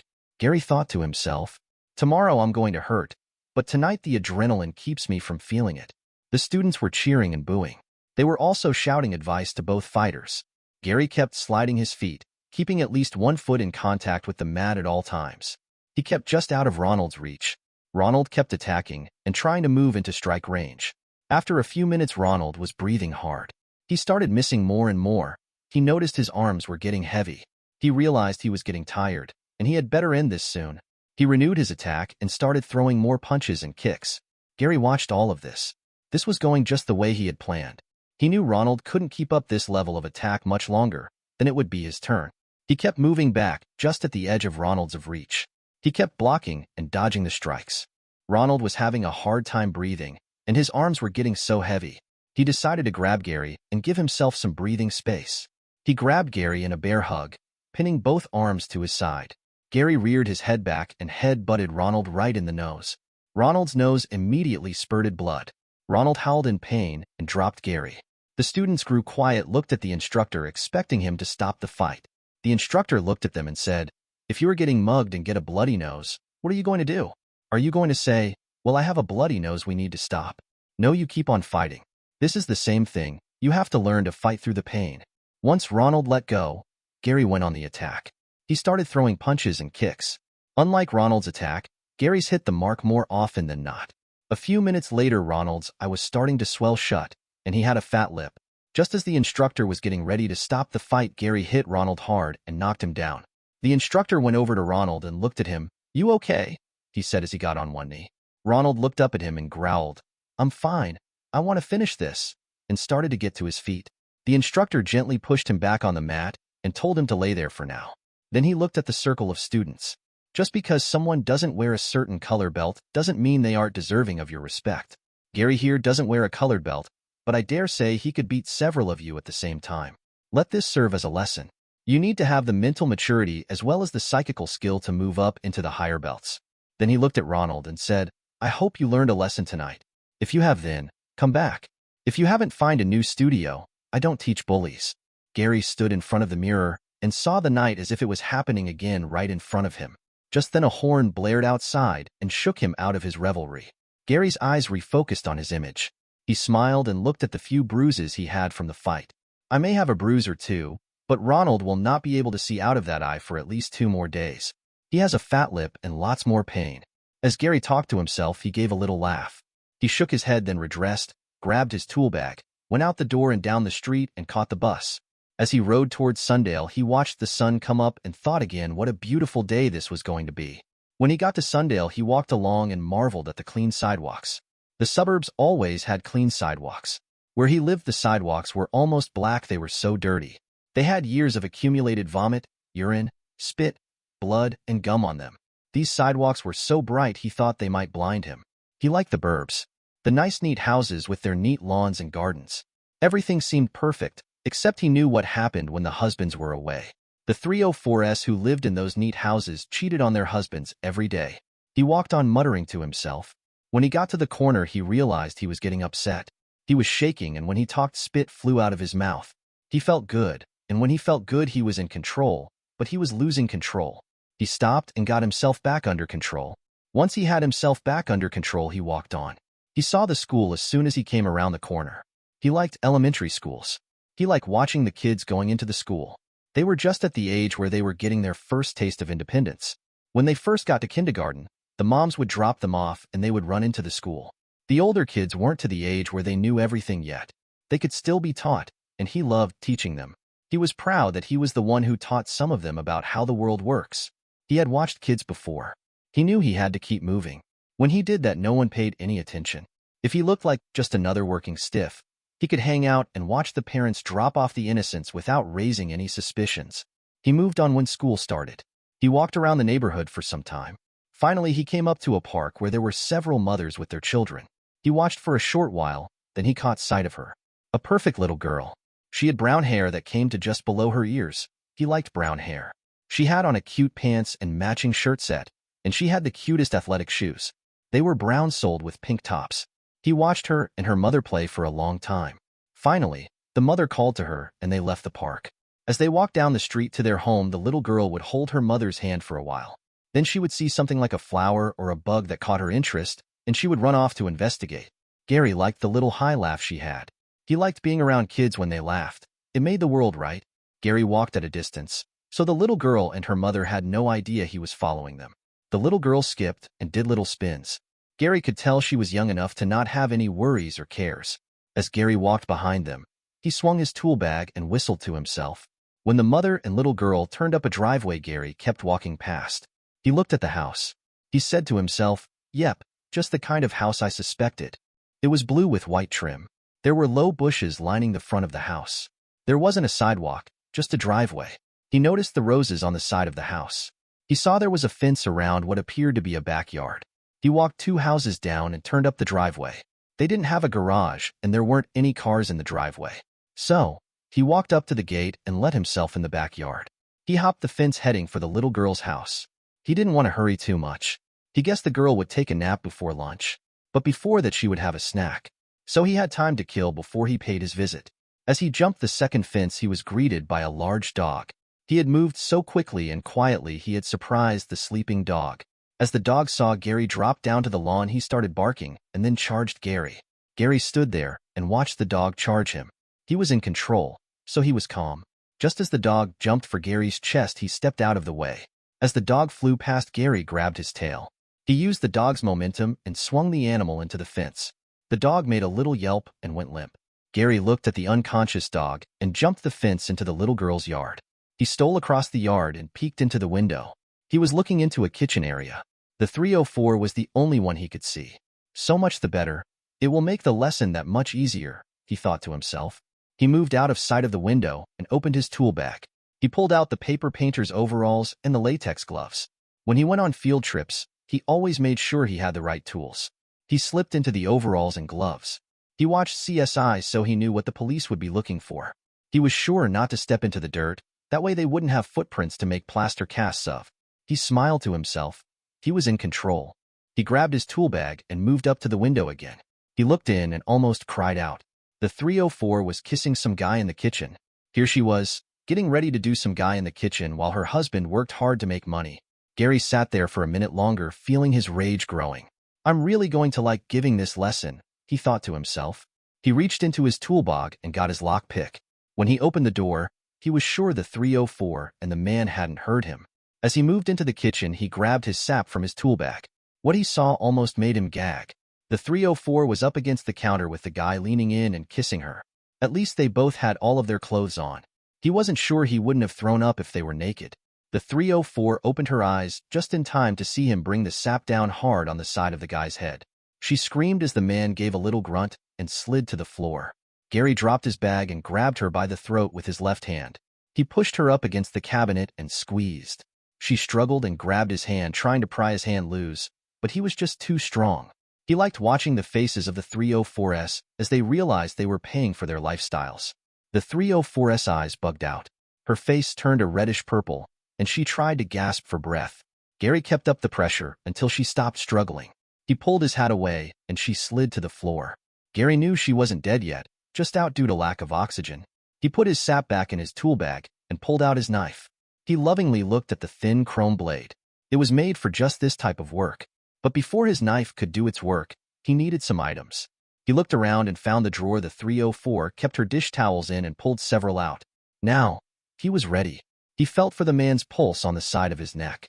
Gary coved the man's neck with 2 of the towels. Then Gary slid the blade into the artery pulsing under his fingers, blood immediately squirting out. Gary smiled. This was a trick he learned a long time ago. When an artery is cut, blood gets everywhere unless you cover it up. The first time he did this, he was covered in blood. He had to take a shower before he could leave the house. Then he moved to the 304. Her breathing was shallow and rapid, so she was still alive, he observed. He repeated the process with the towel and knife. As he stuck the knife in her neck, her eyes flew open. Gary immediately sat on top of her to keep her from moving. He wasn't worried. It would only take a few minutes before she was out for good. After all movement stopped, Gary got up and washed the knife in the sink. Cleanliness is next to godliness, he said out loud to himself. Then he pulled off the coveralls and gloves. He put them in a plastic garbage bag he had pulled from his tool bag. He put a clean pair of gloves on. He had done this so many times it was second nature to him. He was sure he wouldn't leave anything behind that would lead to him. He looked at the pair on the floor. The blood had pooled around them in a large puddle, so he couldn't walk over to them and close their eyes. As he looked, he noticed the 304's face showed surprise and fear. He hoped the look would freeze on her face forever. He wanted people to know what happens to women who bang other men while their husbands are away. He walked through the living room toward the front door. As he walked through the room, he looked around at the furniture and pictures. A picture on the bookshelf caught his attention. He walked over to look at it. When he got close enough, he let out a little laugh and had a sheepish grin on his face. He noticed a man, woman, and little girl in the picture. The man and woman were standing on either side of the little girl. Gary saw the man and woman were the ones in the kitchen. Oops. I guess she was just having a little daytime fun with her husband, he said with a little laugh. Then getting serious, he said, but she was probably screwing every guy she could. That's what 304s do. He picked up the phone and dialed 911 and left it off the hook. He knew the police would send someone by to check out the call. He left the front door open a little bit. That way the police would get suspicious and look around. He wants them to find the people in the kitchen before the little girl did. As he walked toward the bus stop, he whistled a peppy little tune. He felt good about this field trip. The little girl would learn not to be a 304 like her mommy, and the 304 wouldn't be able to cheat on her husband anymore. When he got home, he grabbed his martial arts uniform and headed to the studio. He needed a good workout, and he had some classes to teach tonight. When he got to the studio, he started working out. After a field trip, he was at his best. Also, he had lots of extra energy to burn off. He looked around for Ronald. If he came in, Gary would give him lots of room. Gary wasn't interested in a fight. He was feeling good and didn't want anything to spoil the mood. When the studio closed, he went home. Now I have other appetites to satisfy, he said to himself as he took his shower. After his field trips, he liked to find his girlfriend, Candy, and spend the evening with her. She was the only one who could satisfy the feelings he had right now. As he was drying off after his shower, he looked at his medication again. He looked in the mirror and said, I feel good. I went on a field trip today. I have put the other face away and don't need to get another one. I'm going to see Candy, so I don't need those tonight. Maybe tomorrow. He went to his closet and found the best jeans and shirt he had and went out. He went to the spot Candy usually hung out, and it didn't take long before he spotted her getting out of a car. He went to her, and since he was her favorite, they went right to her room. As Gary lay there in the afterglow of one of the greatest days he had ever had, he thought, okay, this is the day. I'm going to ask her to marry me. As Candy lay on her side facing away from him, he asked her, don't you have to get back to work? When I'm with you, I can take the night off. Now go to sleep. I'm tired. I just want to help you with the rent and stuff like you said. I want to ask you something. Do you love me? Candy sighed and barely awake answered, Of course I love you. Gary gathered up his courage and asked, Then will you marry me? When Candy answered, her voice was just a whisper, but you could still hear the irritation in it. Yeah, whatever. Now would you just go to sleep? Gary's heart swelled. The woman he loved with all of his heart, and who loved him with all of her heart, was going to marry him. He lay in the semi-dark thinking of all the things that needed to be done. First, he had to get a ring. He knew a pawn shop he could get the ring from, so that was one thing done. As he was going over the details for their wedding, he drifted off to sleep. He awoke early as usual and left the room very quietly. He didn't want to wake Candy. She worked nights in customer service and needed her sleep. He went home and got his money. He looked at the medications again and decided he didn't need them. He wasn't hearing voices or seeing things, so he wasn't crazy. Anyway, the stuff made him tired, and he didn't like feeling that way. After the field trip and the night with Candy, he felt he was on top of the world. He went to the pawn shop and talked to the owner. The owner was very helpful, and they settled on a small diamond for a price he could afford. Afterward, he went to the studio and worked out a bit. Ronald showed up, but kept his distance. Gary was thankful for that. He didn't want trouble with Ronald tonight. He thought to himself, I'm going to have to do something about Ronald someday. Maybe a field trip. He only stayed about 2 hours and had someone else teach his class. He went home, took a shower, and went to look for Candy. When he couldn't find her, he found her friend Tiffany. Hey, where can I find Candy? Tiffany looked at him with a mixture of surprise and sadness. Sweetie, don't you know? Don't I know what? Gary said. Mr. Brown called for her today. No one has seen her since. You didn't hear this from me. Mr. Brown likes it rough, and I think he got too rough and killed her. But like I said, you didn't hear that from me. Understand? Gary stood there stunned. He couldn't believe what Tiffany had just said. His brain heard the words, but just couldn't process them. Hey, did you just hear what I said? I said you can't tell anyone what I just said. Tiffany looked at him with a worried expression on her face. Gary got control of himself. He stood there another minute and gathered his thoughts. Then he looked at Tiffany with a face devoid of emotion and said, I heard you. Don't worry, I won't tell anyone. Tiffany tried to light a cigarette, but her hands were shaking too much. Thanks. I know you felt something for Candy. I'm sorry to be the one to tell you. Gary knew what he had to do. This thought came as clear as when he got them for his field trips. This was the woman he loved. The woman who would have his children. They were going to move out of this area of the city. They would find somewhere nice. With his disability pay and the money she made from her customer service job, they could make it. He started walking home. He knew who Brown was. He was a dirtbag drug dealer. First thing he had to do was go home and put on the correct face. Then he had to find Chimes. Chimes was Lola's manager. He carried a Bell's keychain in his pockets, so he jingled all the time. Gary opened the door to his apartment. Whenever he walked in, he felt safe. This was his sanctuary. Whenever he was inside, he could be himself. He didn't need to put on a face. He never felt more in control than he did now. He looked in the mirror and decided on the face he was going to put on. He had a plan, and this face was just the right one. He grabbed his tool bag and walked out to the street where he thought he would find Chimes. He figured Chimes could lead him or show him where Brown was. He asked a few of Chimes' employees where he could be found. One girl told him she thought he was at the coffee shop down the street. He walked on the opposite side of the street from the coffee shop. The street lights had been knocked out by the drug dealers, so the whole street was in shadows. He melted into a doorway across from the coffee shop and looked in the big front window. He saw Chimes sitting with Brown in a booth near the back. Between the front door and Brown were two rough-looking thugs. Gary knew these must be Brown's bodyguards. He gripped his tool bag tightly and walked across the street. He opened the door and walked in. As soon as he cleared the door, he dropped his tool bag on a table. He continued to walk toward Chimes and Brown. As he got closer, he said in a loud tone, Chimes, can you help me out? I'm a little short and need a job. The two bodyguards got up from the table and started to block his way. One pulled his gun out. Gary was ready for them. He had been practicing martial arts for 20 years.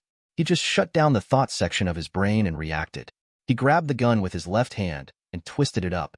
With his right elbow, he hit the guy under the chin. The thug stumbled back and fell.